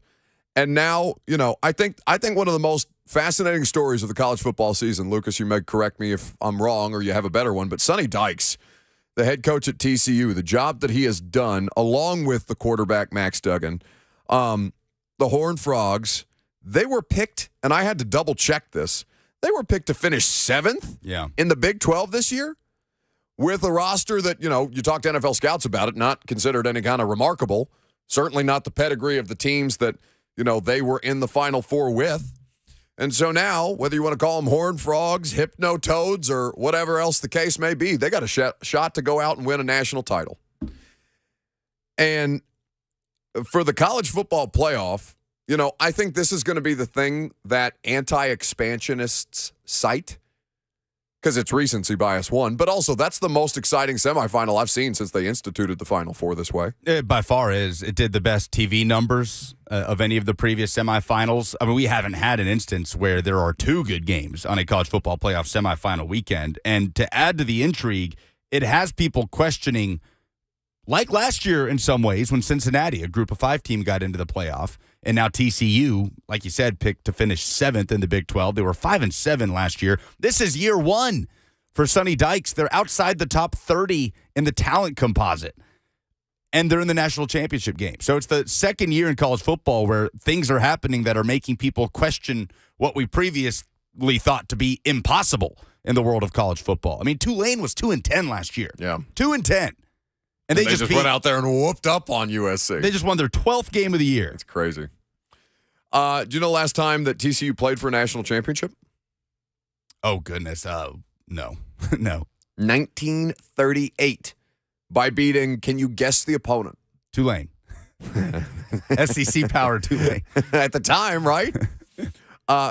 Something called Carnegie Tech. Something called Carnegie Tech. In the Sugar Bowl. The 1938 Sugar Bowl, wow. TCU and Carnegie Tech. So, they're undersized compared to the opposition. They are now a D3 program, by the way. Carnegie Tech? Yeah. Okay. Former national championship contenders. They're undersized. The defense is, I think, what most people in college football would consider unconventional, even by college football standards. And, I mean, the way that they just manhandled Michigan in ways that I am not accustomed to seeing that program manhandled was very exciting to see. Michigan missing some opportunities as well. Plenty of opportunities. What was the stat that I saw? I wish that I had saved it on Twitter, but something about how many points they left literally on the 1-yard line with missed opportunities. It was something, the number was insane. It was something like 21 points that they left on the 1-yard line or something. Yeah, like I mean, the first instance was what I thought was a bad overturn by the officiating where it looked like it was a touchdown. They call it back. They give it to them on the 1, and they fumble. And then at the end of the game, that targeting, too. I mean, Michigan fans will have gripes with the officiating. But, yeah, the way they got whipped up front by TCU, and that was supposedly the biggest difference, that if the game came down to that, Michigan was a runaway winner, then Michigan probably deserved to lose that game. If what you're hanging your hat on is what you got beat at, then, yeah, you probably don't deserve to be playing for a national title on Monday.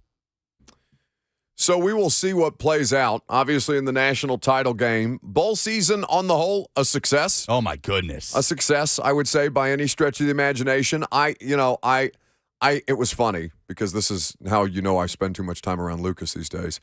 Ian Rappaport of the NFL Network had a tweet about, well, if these bowl games are so pointless, or something to the effect of, the bowl games are so pointless, but why am I still watching? Because they're not, Ian. They're not. I almost got mad at him on Twitter.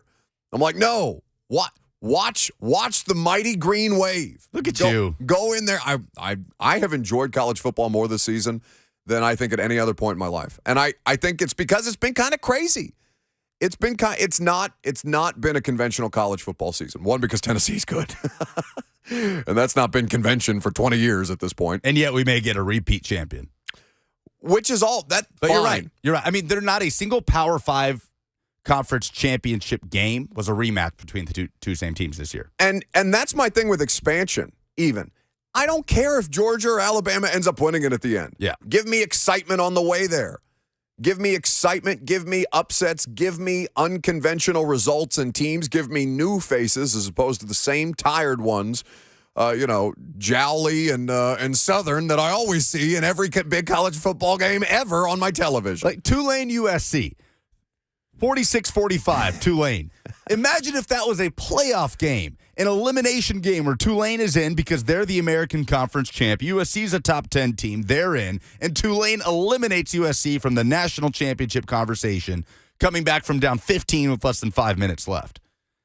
That's what you want out of an expanded playoff. And I think you're going to get more, right? I think that this is the kind of evidence that you need, that you're going to get more. It's going to be more exciting. It's going to be more of these storylines. It's going to be more of these, maybe you're not necessarily paying attention to Mountain West, or not Mountain West, a bad example, Big 12 football, until we start to get to bowl season. It just happens to be on in the background. All of a sudden, the Big 12 teams in the college football playoff, because it's expanded to 12, and they are who Georgia has to go through in the first round of the expanded playoff in a home game at Georgia as opposed to a neutral site. I love the idea of what this is going to ultimately bring about. And it just, I think further entrenches the powers that be decision to expand the college football playoff this way. Did you enjoy Purdue getting roasted by LSU in the Citrus Bowl, which is actually just another Cheez-It Bowl? I didn't realize that until the day of, that there is the Cheez-It Bowl, which is also a phenomenal game. Florida State,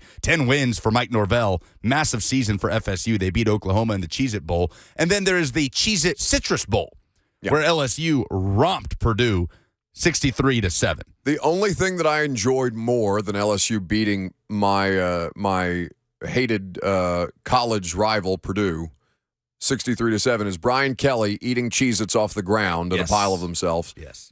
And also the LSU fan that I saw drinking before the game at a Mexican restaurant, where she appeared to take an extra to-go box, pour a margarita in the to-go box so as to not indicate that she was taking alcohol out of the store, stick the giant margarita straw through the top of the styrofoam box, and drink it out of the box. And it worked. It worked. That's fantastic. Well, there was probably a little styrofoam residue in the margarita, but at that point, that's innovation. You're cooking. Iowa blanks Kentucky in the Music City Bowl 21-0. Oh and this game was dreadful. And it was disappointing because it was 21-0, which makes it seem like there was a little bit of offense, but there wasn't. There was not. There were 2 pick sixes. So this game could have ended 7-0, and I'm upset that it didn't. 615-737-1045. Jump in on the conversation if you like. Don't forget, you're going to hear from Derrick Henry and Titans offensive coordinator Todd Downing in the final hour, which is coming up next.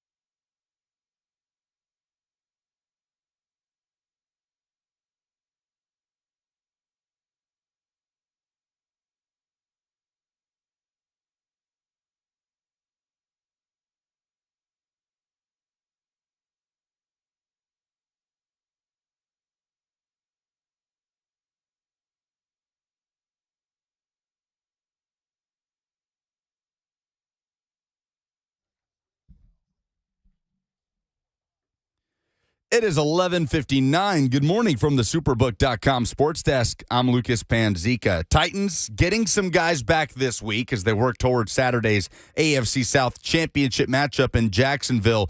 From yesterday's practice report, only one player listed as a did not practice. Cornerback Devontae Harris, Jeffrey Simmons, Nicholas Petit-Frere, Christian Fulton, and Amani Hooker were limited participants. Danico Autry and Derrick Henry back as full participants. An update on Bill safety Damar Hamlin, who does remain sedated and in critical condition. Cameron Wolfe doing the reporting from NFL Network.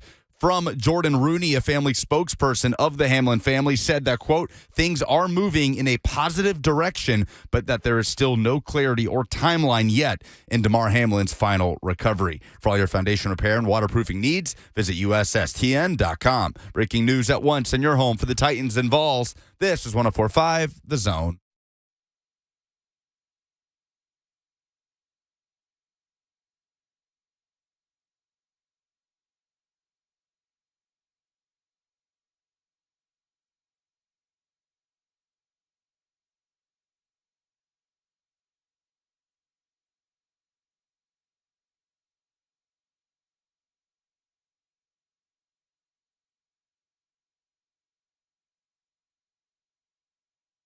Final hour is upon us. Welcome in, welcome back. If you've been spending your time with us so far, very happy to have you guys here on this Wednesday.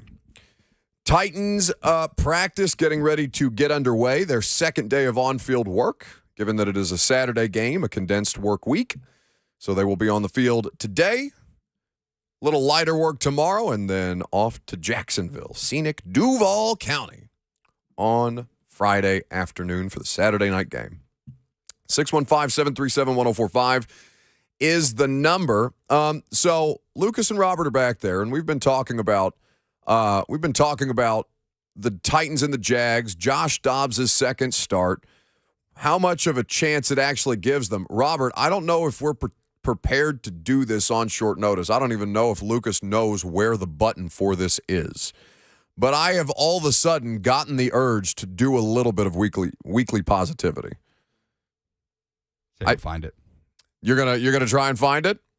I'm not. He is. Okay, excellent. So at some point, perhaps we integrate a little weekly positivity into this show, because at this point, there's a lot of mixed emotions about this game. We've talked about it throughout the course of the day, and I think that for a lot of people, Dobbs signifies hope. I think for a lot of people, Dobbs signifies a rooting interest anyway. Volunteers fans who may not necessarily be Titans fans joining the party for a little bit of juice.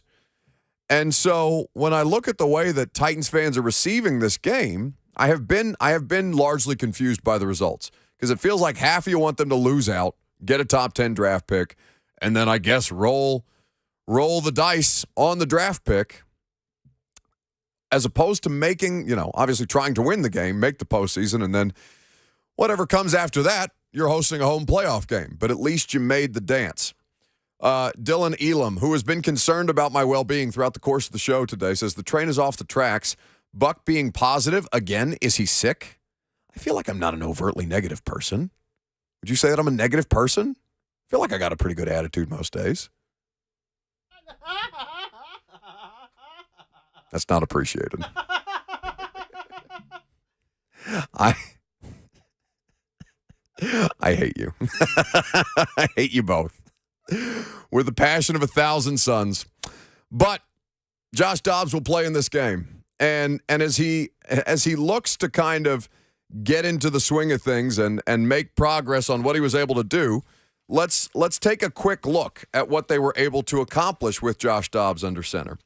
So he comes in and he attempts the most passes of a Titans quarterback this year, 39. He's 20 of 39. He gets sacked twice, gets pressured far more than that, makes some plays with his legs, was able to, it's not a huge number, obviously, 3 rushes for 12 yards, not any kind of game-changing statistic, but I think you have to look at the situational, the situations in which he was running to, continue to keep drives alive as much as they were able to. He got 10 different pass catchers involved in this game. Robert Woods, Traylon Burks, Chig Okonkwo, Hassan Haskins, Racing McMath, Julius Chestnut, Austin Hooper, NWI, Jeff Swaim in there with a 4-yard reception. He's back, baby. More Swaim screens. Probably not. And then somebody called Jay Ward, who I believe is one of these people who just got here and is one of the 22 players who has at some point been on a practice squad. Jonathan Ward. Okay. Sorry, Jay Ward. Jonathan Ward. But I think the situation for Josh Dobbs becomes this. How much changes with Derek in the lineup? How much changes with a defense that you feel a little better about giving you the opportunity to play it close? And how much changes with the way that Josh Dobbs made some critical decision-making errors, a few passes that were risky, a few interceptable balls that weren't actually picked off, and an interception that in moments where they still had the opportunity to drive, to go out and get points, he threw a turnover. So I think that relative expectations are important for this, because I don't know that I'm necessarily, like, do you expect Josh Dobbs to look better on Saturday than he did on Thursday night? That I guess is the question for the audience. Do you legitimately think that what you saw, and it's his first NFL start. He, prior to that, had 17 passing attempts. He had 39 in his first NFL game. It's not a better defense he's playing. It's not a better defense that he's playing. That's true. But do you think that the offensive game plan looks different with Derek in there? I think it's fair to assume that instead of passing on first down, they might run it a few more times on first down. I think a lot of people are going to look at that and, make a face, cringe, or whatever the case may be. But I don't necessarily, I don't assume progress. That, I think, is the mistake that a lot of people make with Malik Willis. Now, Willis is different, right? It's a different circumstance. There's, you're dealing with a player who's, did Mike Keith say he's 28, Dobbs? I mean, that'd be about right. Josh is about my age. Yeah, he's a year older than me. So he graduated Tennessee in 17. I graduated 18, and I'm 27. So that adds up. Math. So, a quarterback who is 28 years old, who's been in the league for 6 years in some form or fashion, is far different than a dude who's running a 9th grade offense and just got here a couple of months ago. That it's not a fair comparison. But people looked at the Texans game, then looked at the way that the Titans lost to the Chiefs and said Malik Willis made progress. And I looked around and said, in what world did you assume that? Dobbs will be 28 in 3 weeks, by the way. Oh, by the way, a very happy 29th birthday to none other than one Derrick Henry. And happy birthday to him. I don't care. Good luck. Thank you, Stephen A. So I think that the thing that I'm most curious about is, one, does Dobbs continue to spread the ball around that much? 2, can he get enough help from the players who they've rested? And 3, can the defense keep this game closer than obviously they did against the Jags the first time? Let's go to Phil in Portland up next. Hey, Phil. What's going on? Hey, Buck. Happy New Year's to you. I hope it's going good so far for you. Yes, sir. I hope yours is too. Yes, sir. Hey, listen, I was thinking about Dobbs here, and, even looking at that Brock Purdy guy, man, these guys are coming in as, young players, and they just seem to be so cool and, calm. And you know how they used to say cooler heads prevail. You don't want to see a doctor walk up in a room shaking and say, man, I don't know what I'm going to do. I don't think I can get you out of here, So, seeing that type of stuff, even though he makes a mistake, but it just seems like when you got a cooler head like that, you can reset and go back in and continue the game. But when you got somebody out there that just looks nervous, like that rookie we had, running around, and you just don't know what he's going to do because he's running for his life. So just want to hear what you had to say about that. You have a blessed day, bud. Thank you for the call. So I think that those are two different situations. How old is Brock Purdy? If Dobbs is going to be 28 here in a hot second, Brock Purdy's got to be like 21 or 22. Like, he's fresh out. Yeah, Purdy is 23.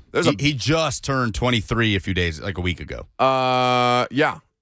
Big difference between those two situations. Brock Purdy just got here, and Josh Dobbs has been in NFL programs. He's played He's practiced against NFL defense. He has played in an NFL game prior to being inserted into a lineup, even if this was his first start. I mean, he's a veteran at this point. Dobbs. Yes. Vets are like 3 years in. Like the thing that signified veteran status for the Titans players is, are you going to be a podium guy?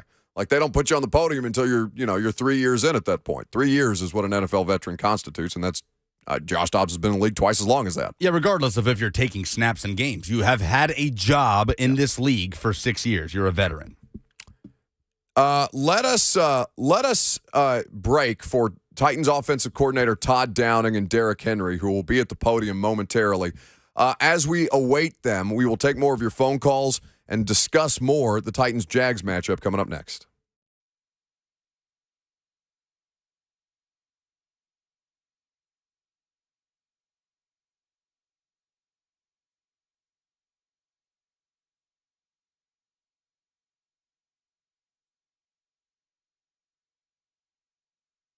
Are you feeling the pinch of inflation? You're not alone. Costs are on the rise. Everything from food and housing, car maintenance, and gas. Country Financial wants to help you find new ways to save on your car insurance. Call Joe Easley at 615-791-3264 for a quote. Everybody could use a little additional savings. Coming off the holidays, you probably spent a lot of money on friends and family, whatever your New Year's plans were. Why not start to save or rebuild your savings with your car insurance? Country Financial provides insurance and financial services to help you prepare for the most important moments in life. Joe Easley can help you protect your new car's full value and explore discounts to save more on your car insurance. Call Joe Easley with Country Financial to start saving today. 615-791-3264.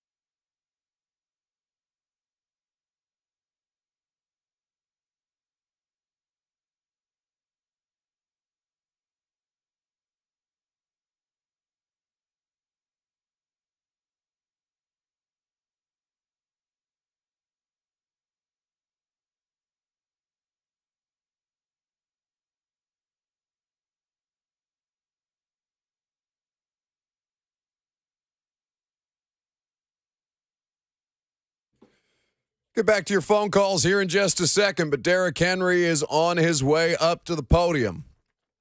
He live right now, Lucas? We'll hear from Derrick here in just a second.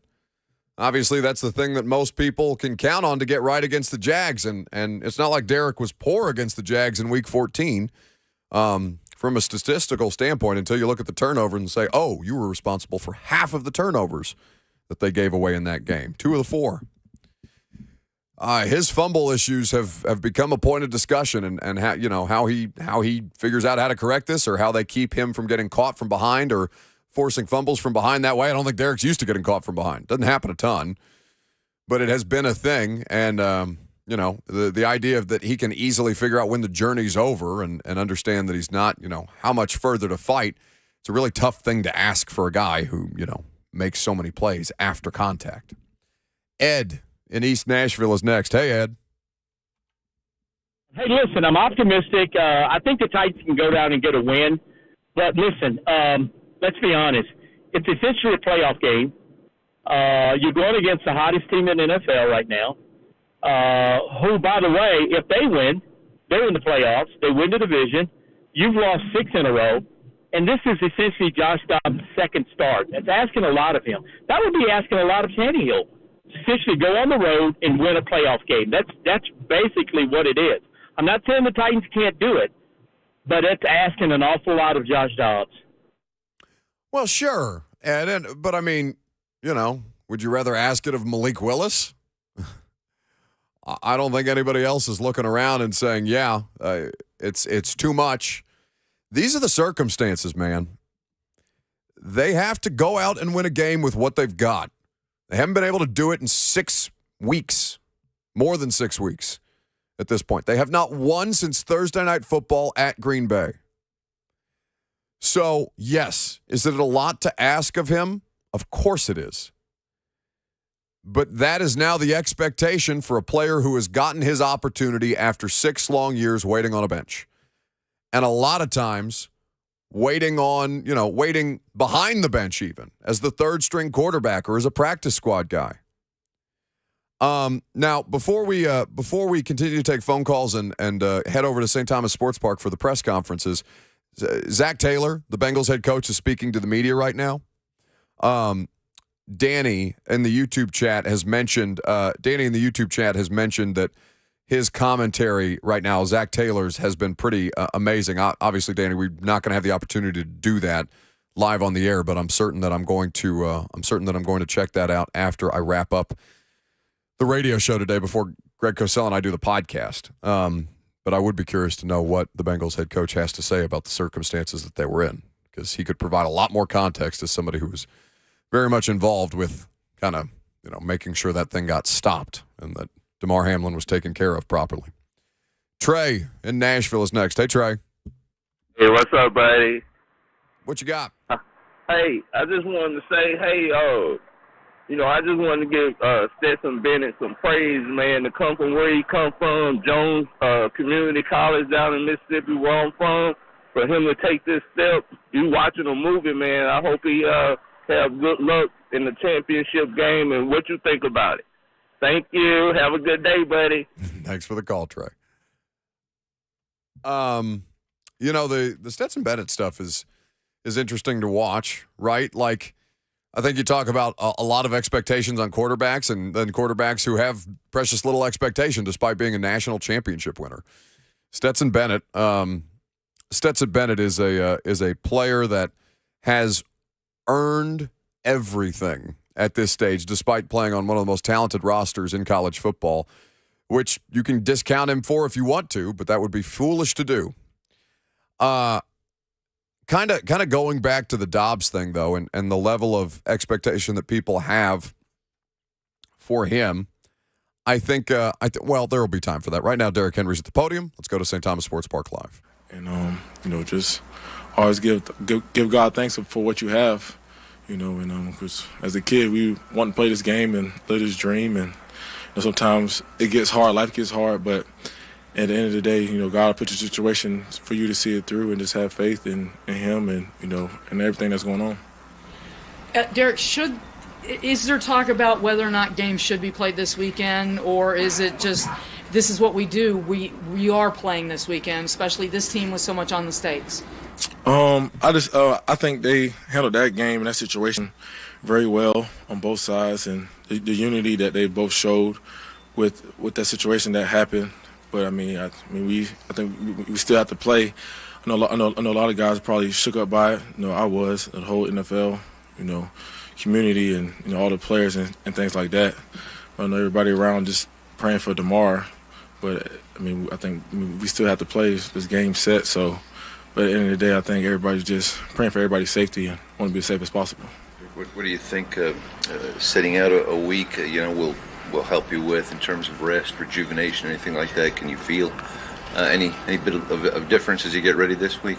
I don't feel 29 today, if that helps. No, but yeah, I feel great. Like you said, got the rest and ready to get back to work. How much do you feel like this team's mindset doesn't really matter what happened the last 6 weeks? If we can win on Saturday, we kind of put in action what we want to do in the postseason? Yeah, I think just having a positive mindset, just come ready to work, come ready to get better, push each other every single day on all three phases, and just be very detailed in everything that we do. Leaders doing their job to help bring the intensity, and just doing that until Saturday. I know you find motivation in any way possible. A lot of the guys, talking to them, they said that the fact that nobody's picking you guys, they relish that, they love that situation. How do you approach that? Do you look at that as like a form of motivation for yourself? Yeah, I don't really try to get too much in the outside stuff and nobody picking us. So we still got to line up and go play. So it's just trust, believing in the guys we got here and what we do, and continue to work until Saturday, and then see what happens on Saturday. Derek, this core group has won a lot of big games together, in particular a lot of big road games. And sometimes maybe it is people picking against you or whatever. A lot of people think that maybe you get hurt last year, for example, go out to LA and get a big win. You've been a part of a lot of those wins. Why is there a consistent element of this team that has been a part of that?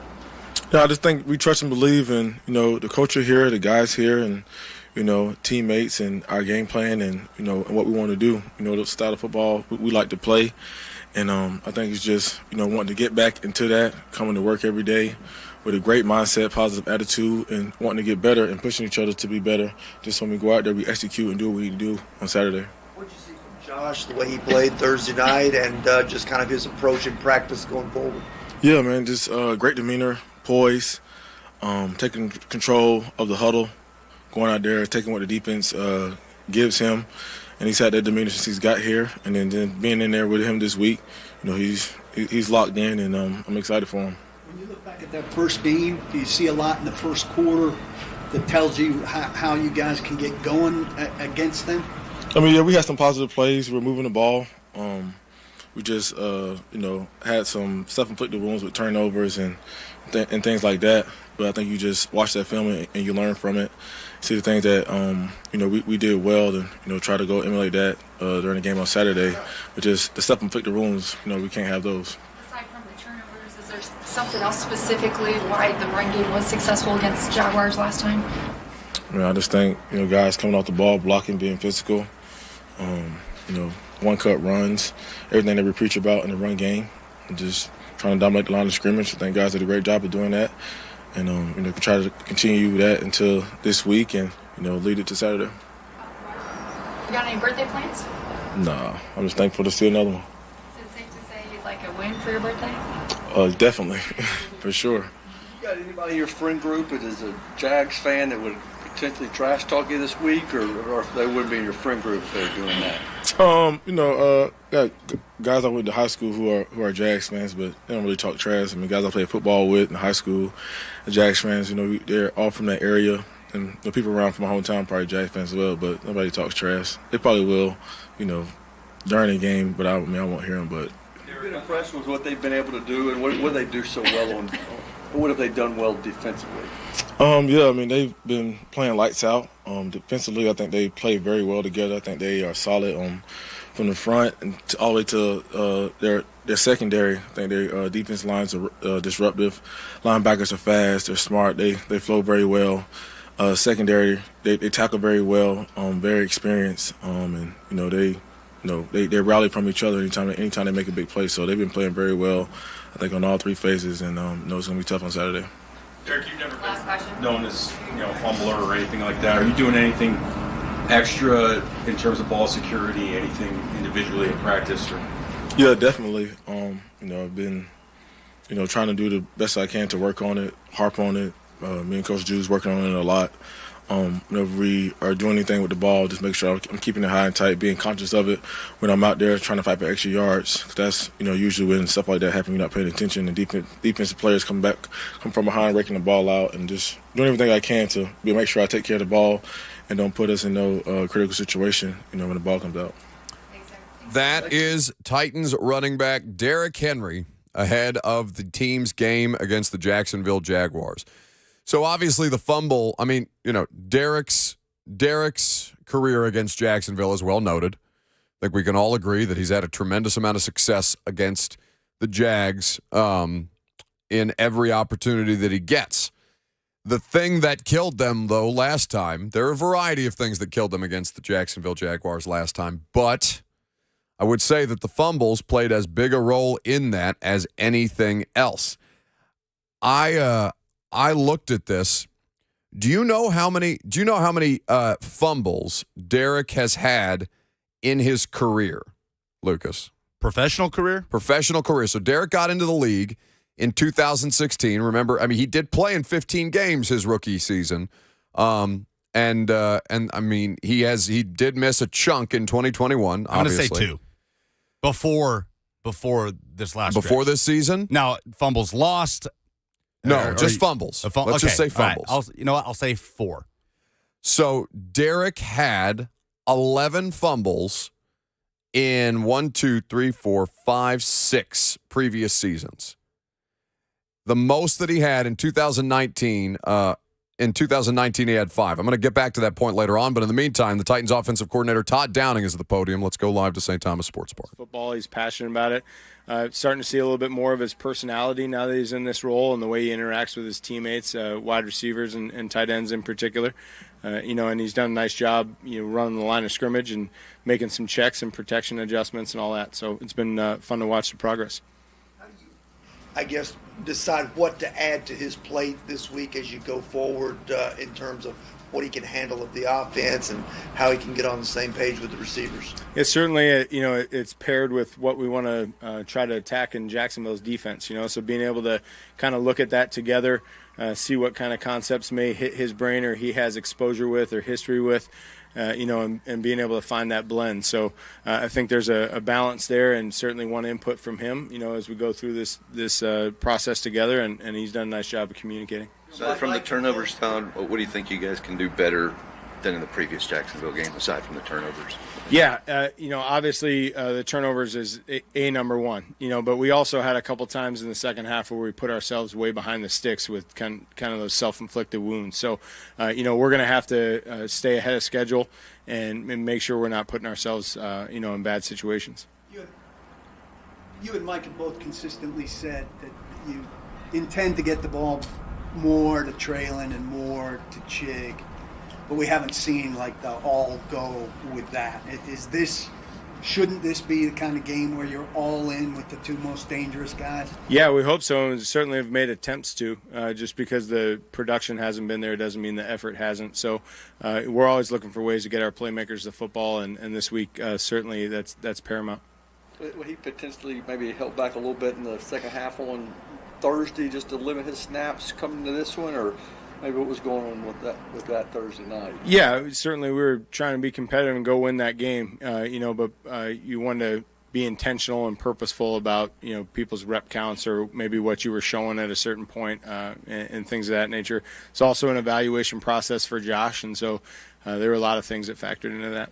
Mike mentioned earlier in the week about the inability to practice with speed over the last 5-6 weeks. The fact you're able to maybe do more of that this week, how much should that help Josh and how much maybe help other guys as well? I think it helps everybody, even just the energy yesterday at practice, being able to move around and get guys, working full speed together, kind of created that chemistry and that excitement, to get on the same page. And so, that's always something that we're going to relish, is the opportunity to get out there and work as close to full speed tempo as we can, and that's where chemistry is built, particularly with some new pieces in there.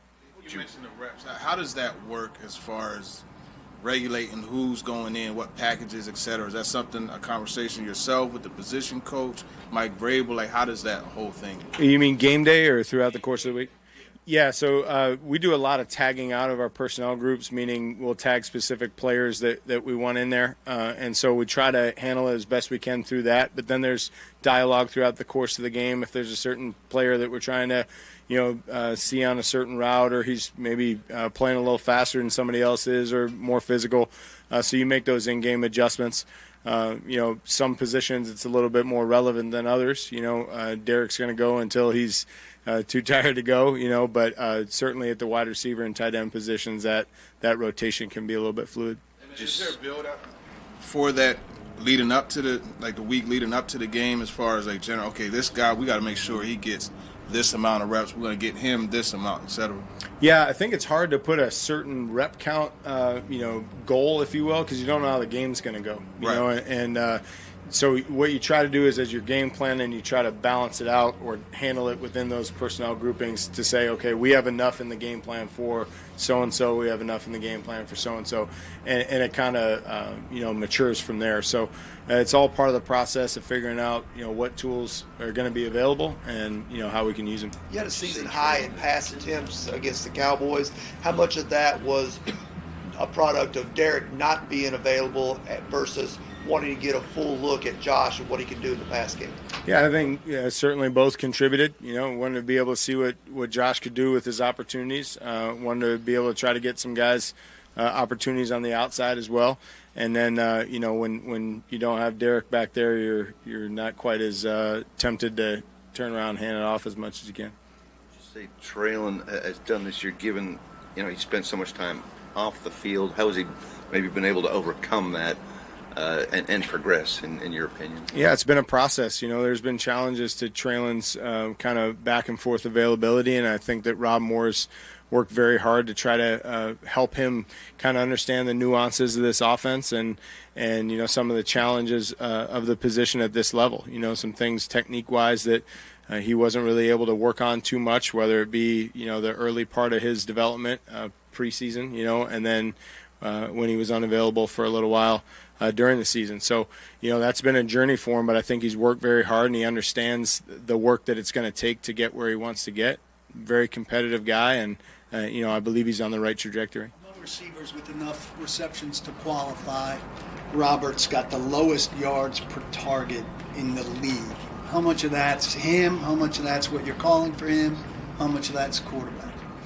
I think they're all contributing factors. I'll always be looking for ways to generate more explosives and try to get more yards in production. I think it's fair to say that we've been, shy of that goal this year. But, I think there are a lot of contributing factors that go into that. Robert has done a nice job with some of the underneath zone adjustments and finding the holes in the defense underneath for us, and sometimes those don't produce the most yards.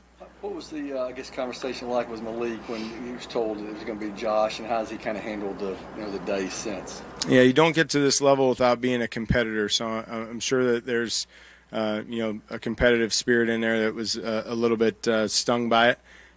I'll leave, his reactions up to sharing with you guys personally. But I know that, he's a high character and highly competitive individual who wants to be out there. That's Titans OC Todd Downing speaking about the situation for his offense heading into Jacksonville in a big spot.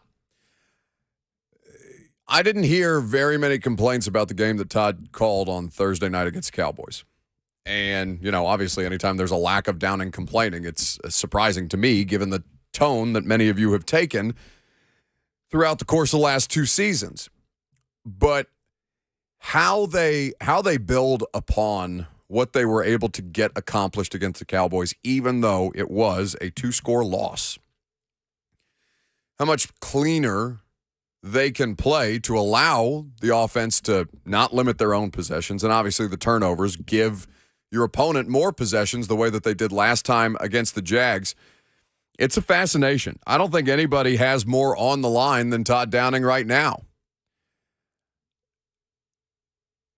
So I got a question about this yesterday during an interview that I did. And basically what they were asking me is they went rapid fire through a list of names on the Titans. First they did the roster, and then there was one question at the end about a coach.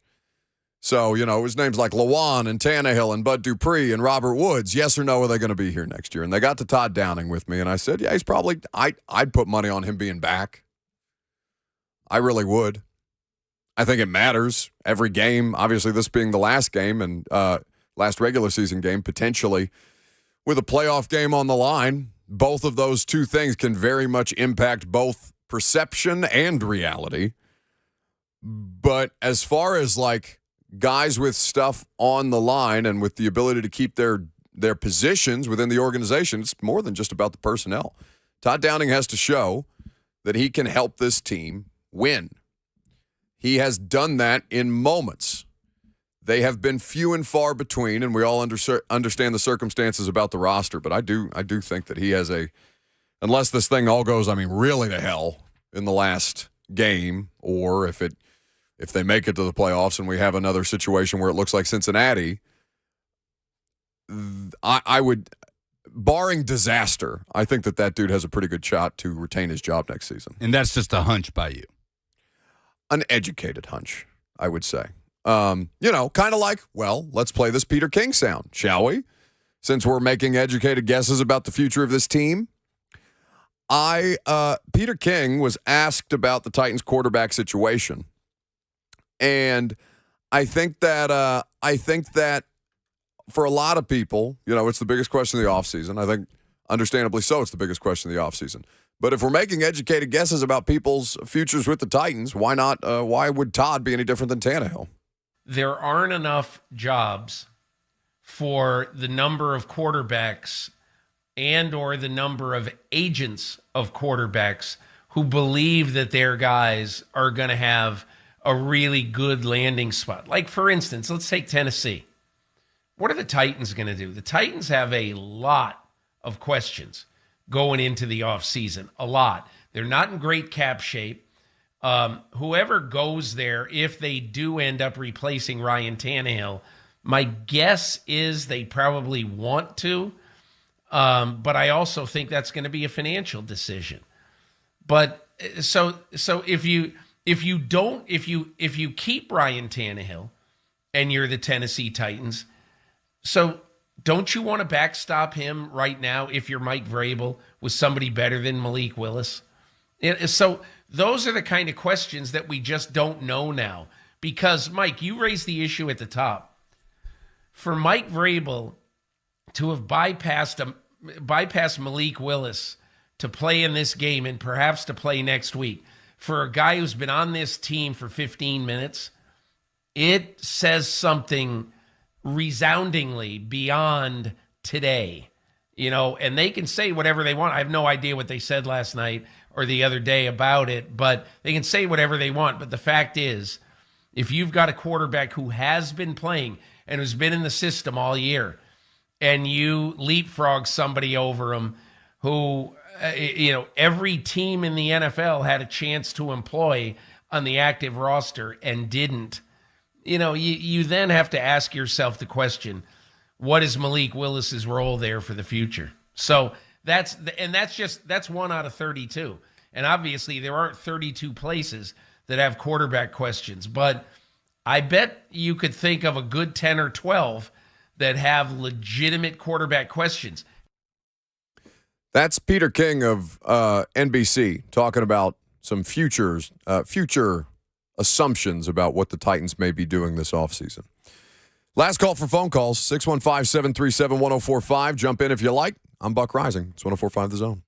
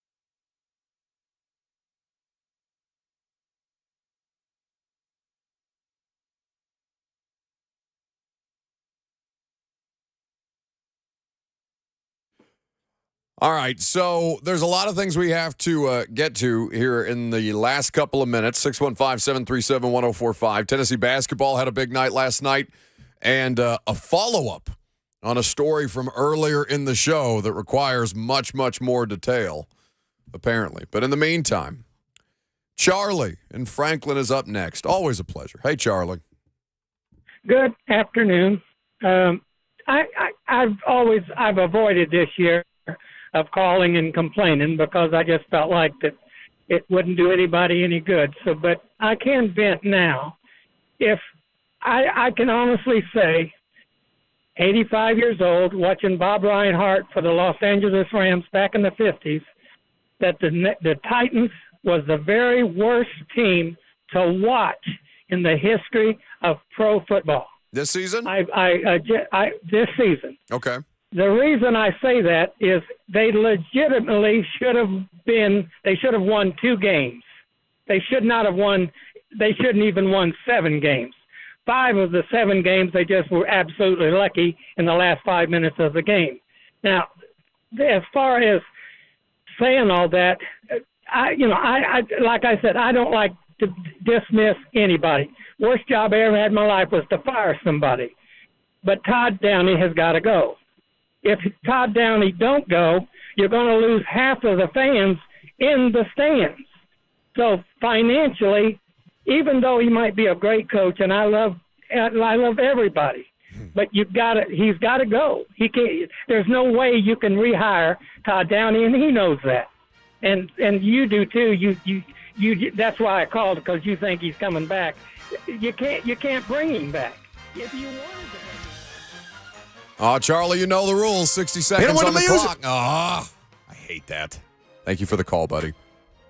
I hate that so much. You don't like that soundbite? No. I don't like that at all. Hit him with the music.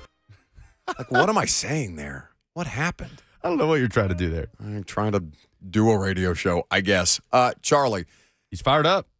Well, yeah, I mean, I understand what he's saying, but, it's not going to keep half the fans out of the stadium. That's a bit dramatic. But I do think, Todd Downing has a higher percentage chance to be the Titans offensive coordinator in 2023 than anybody else.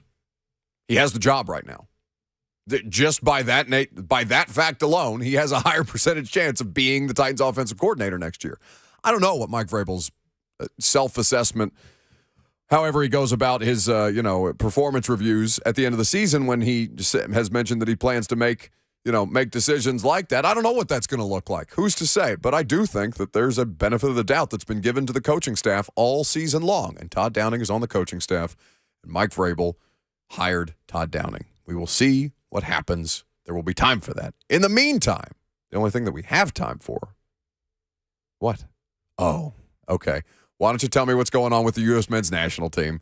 You looked at me no. I won't hit the button. We're getting tweets about this, getting people in the chat about this. This story is blowing up, and I look forward to the 30 for 30 about this.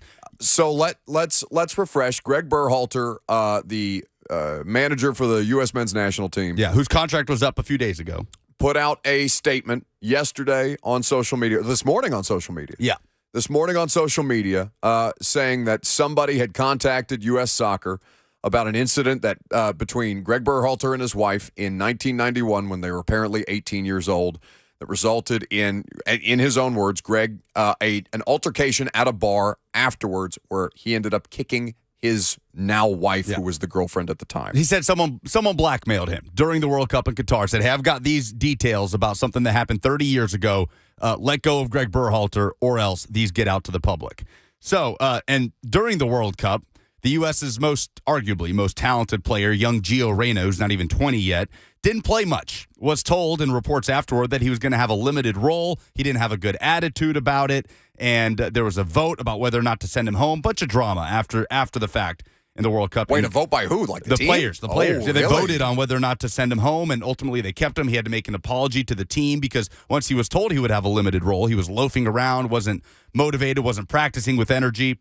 Apparently, he rectified the issue. He apologized to his teammates. All good. The backstory is Gio Reyna's father, Claudio Reyna, also played for the U.S. men's national team, grew up with Greg Berhalter, played with Greg Berhalter his whole career, and Greg Berhalter has known Gio Reyna, Claudio's son, since he was a little boy. Reports from ESPN that Claudio Reyna, the father of Gio Reyna, is the one who sent multiple messages to U.S. soccer executives during the World Cup threatening to release sensitive details about U.S. men's national team coach Greg Berhalter after his son was informed he would have a limited role in the tournament. Now, there is a state. No. There is a state. Well, because you wonder, who would know about this incident 31 years ago between Greg Berhalter and his wife, Rosalind? Well, maybe Greg Berhalter's wife, Rosalind's former college soccer teammate, who is married to Claudio Reyna, who played together at North Carolina. She has released a statement. Claudio Reyna's wife has released a statement. No. Stating,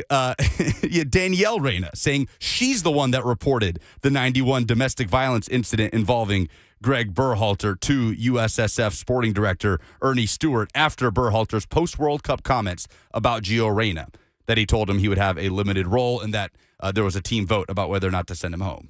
The coach of the U.S. men's national team just got helicopter parented? Yes, by one of his closest friends. Are you kidding me? That he grew up with, played in high school with, played for the U.S. men's national team with.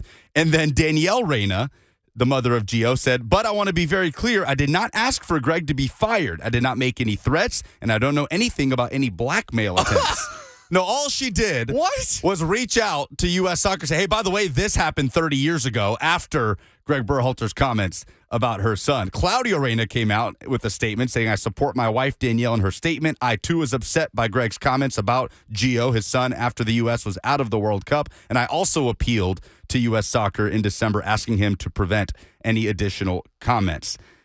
So, yes, this is a convoluted story of betrayal with Greg Berhalter because he gave a limited role to Gio Reyna, who is one of the most talented American soccer players alive at the age of 19.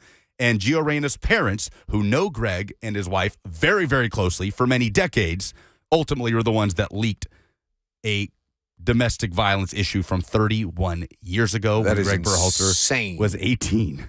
Insane to me. Now, listen, obviously the behavior, unacceptable. Unacceptable by any stretch of the imagination.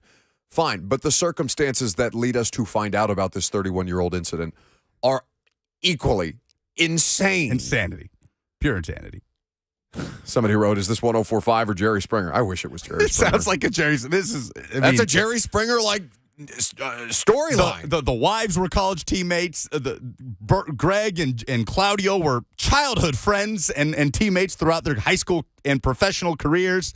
And it's just insane. Jerry. What's Jerry Springer up to these days? Let's get him involved. He's doing like a courtroom show, like a Judge Judy show. It's called Judge Jerry. Polls. Hello, my name is Borat. There is a show in America called Buck Rising. I like very much. As a man named Lucas, like my producer, Azamat Bagatov, will update something called Final Pollings. I'm very excited, very excited. Do it, Lucas. La, la, la, la. Presented by Two Rivers Ford, who sells below MSRP on all non-specialty new Fords. What does it say about Malik Willis if Joshua Dobbs is starting in Jacksonville? David says his floor is not as high. Vrabes wants to win. Dobbs gives him the best chance to win. Could have left it if Vrabel wants to win. What was the best bowl game outside of the college football playoff? The Cotton Bowl, where Tulane beat USC, has the majority, 63%. 14% say the Liberty Bowl, Arkansas and Kansas. That game was insane. 14% say the Cheez-It Bowl between Florida State and Oklahoma, and 9% say the Gator Bowl, South Carolina and Notre Dame, also was a barn burner. So I will say Arkansas, Kansas, just because I saw the most of that game. It was the wackiest game. It was insane. Because I turned it off, turned it back on, and then watched it to the end, as we all did, to see Kansas lose that way in spectacular fashion. Yeah. What is the dumbest thing in sports this week? Magic Mac says the Clemson football account refusing to post the final of the Orange Bowl. Post the score, you losers. Those are the polls. That's the show. Back at it tonight on Prime Time. Tomorrow we are going to obviously talk a lot about some Jags and Titans analysis. You'll hear from Greg Cosell. Check out the podcast tonight, The Install, with Greg. And if you missed any of this show, 3 hours, all available via the podcast as well.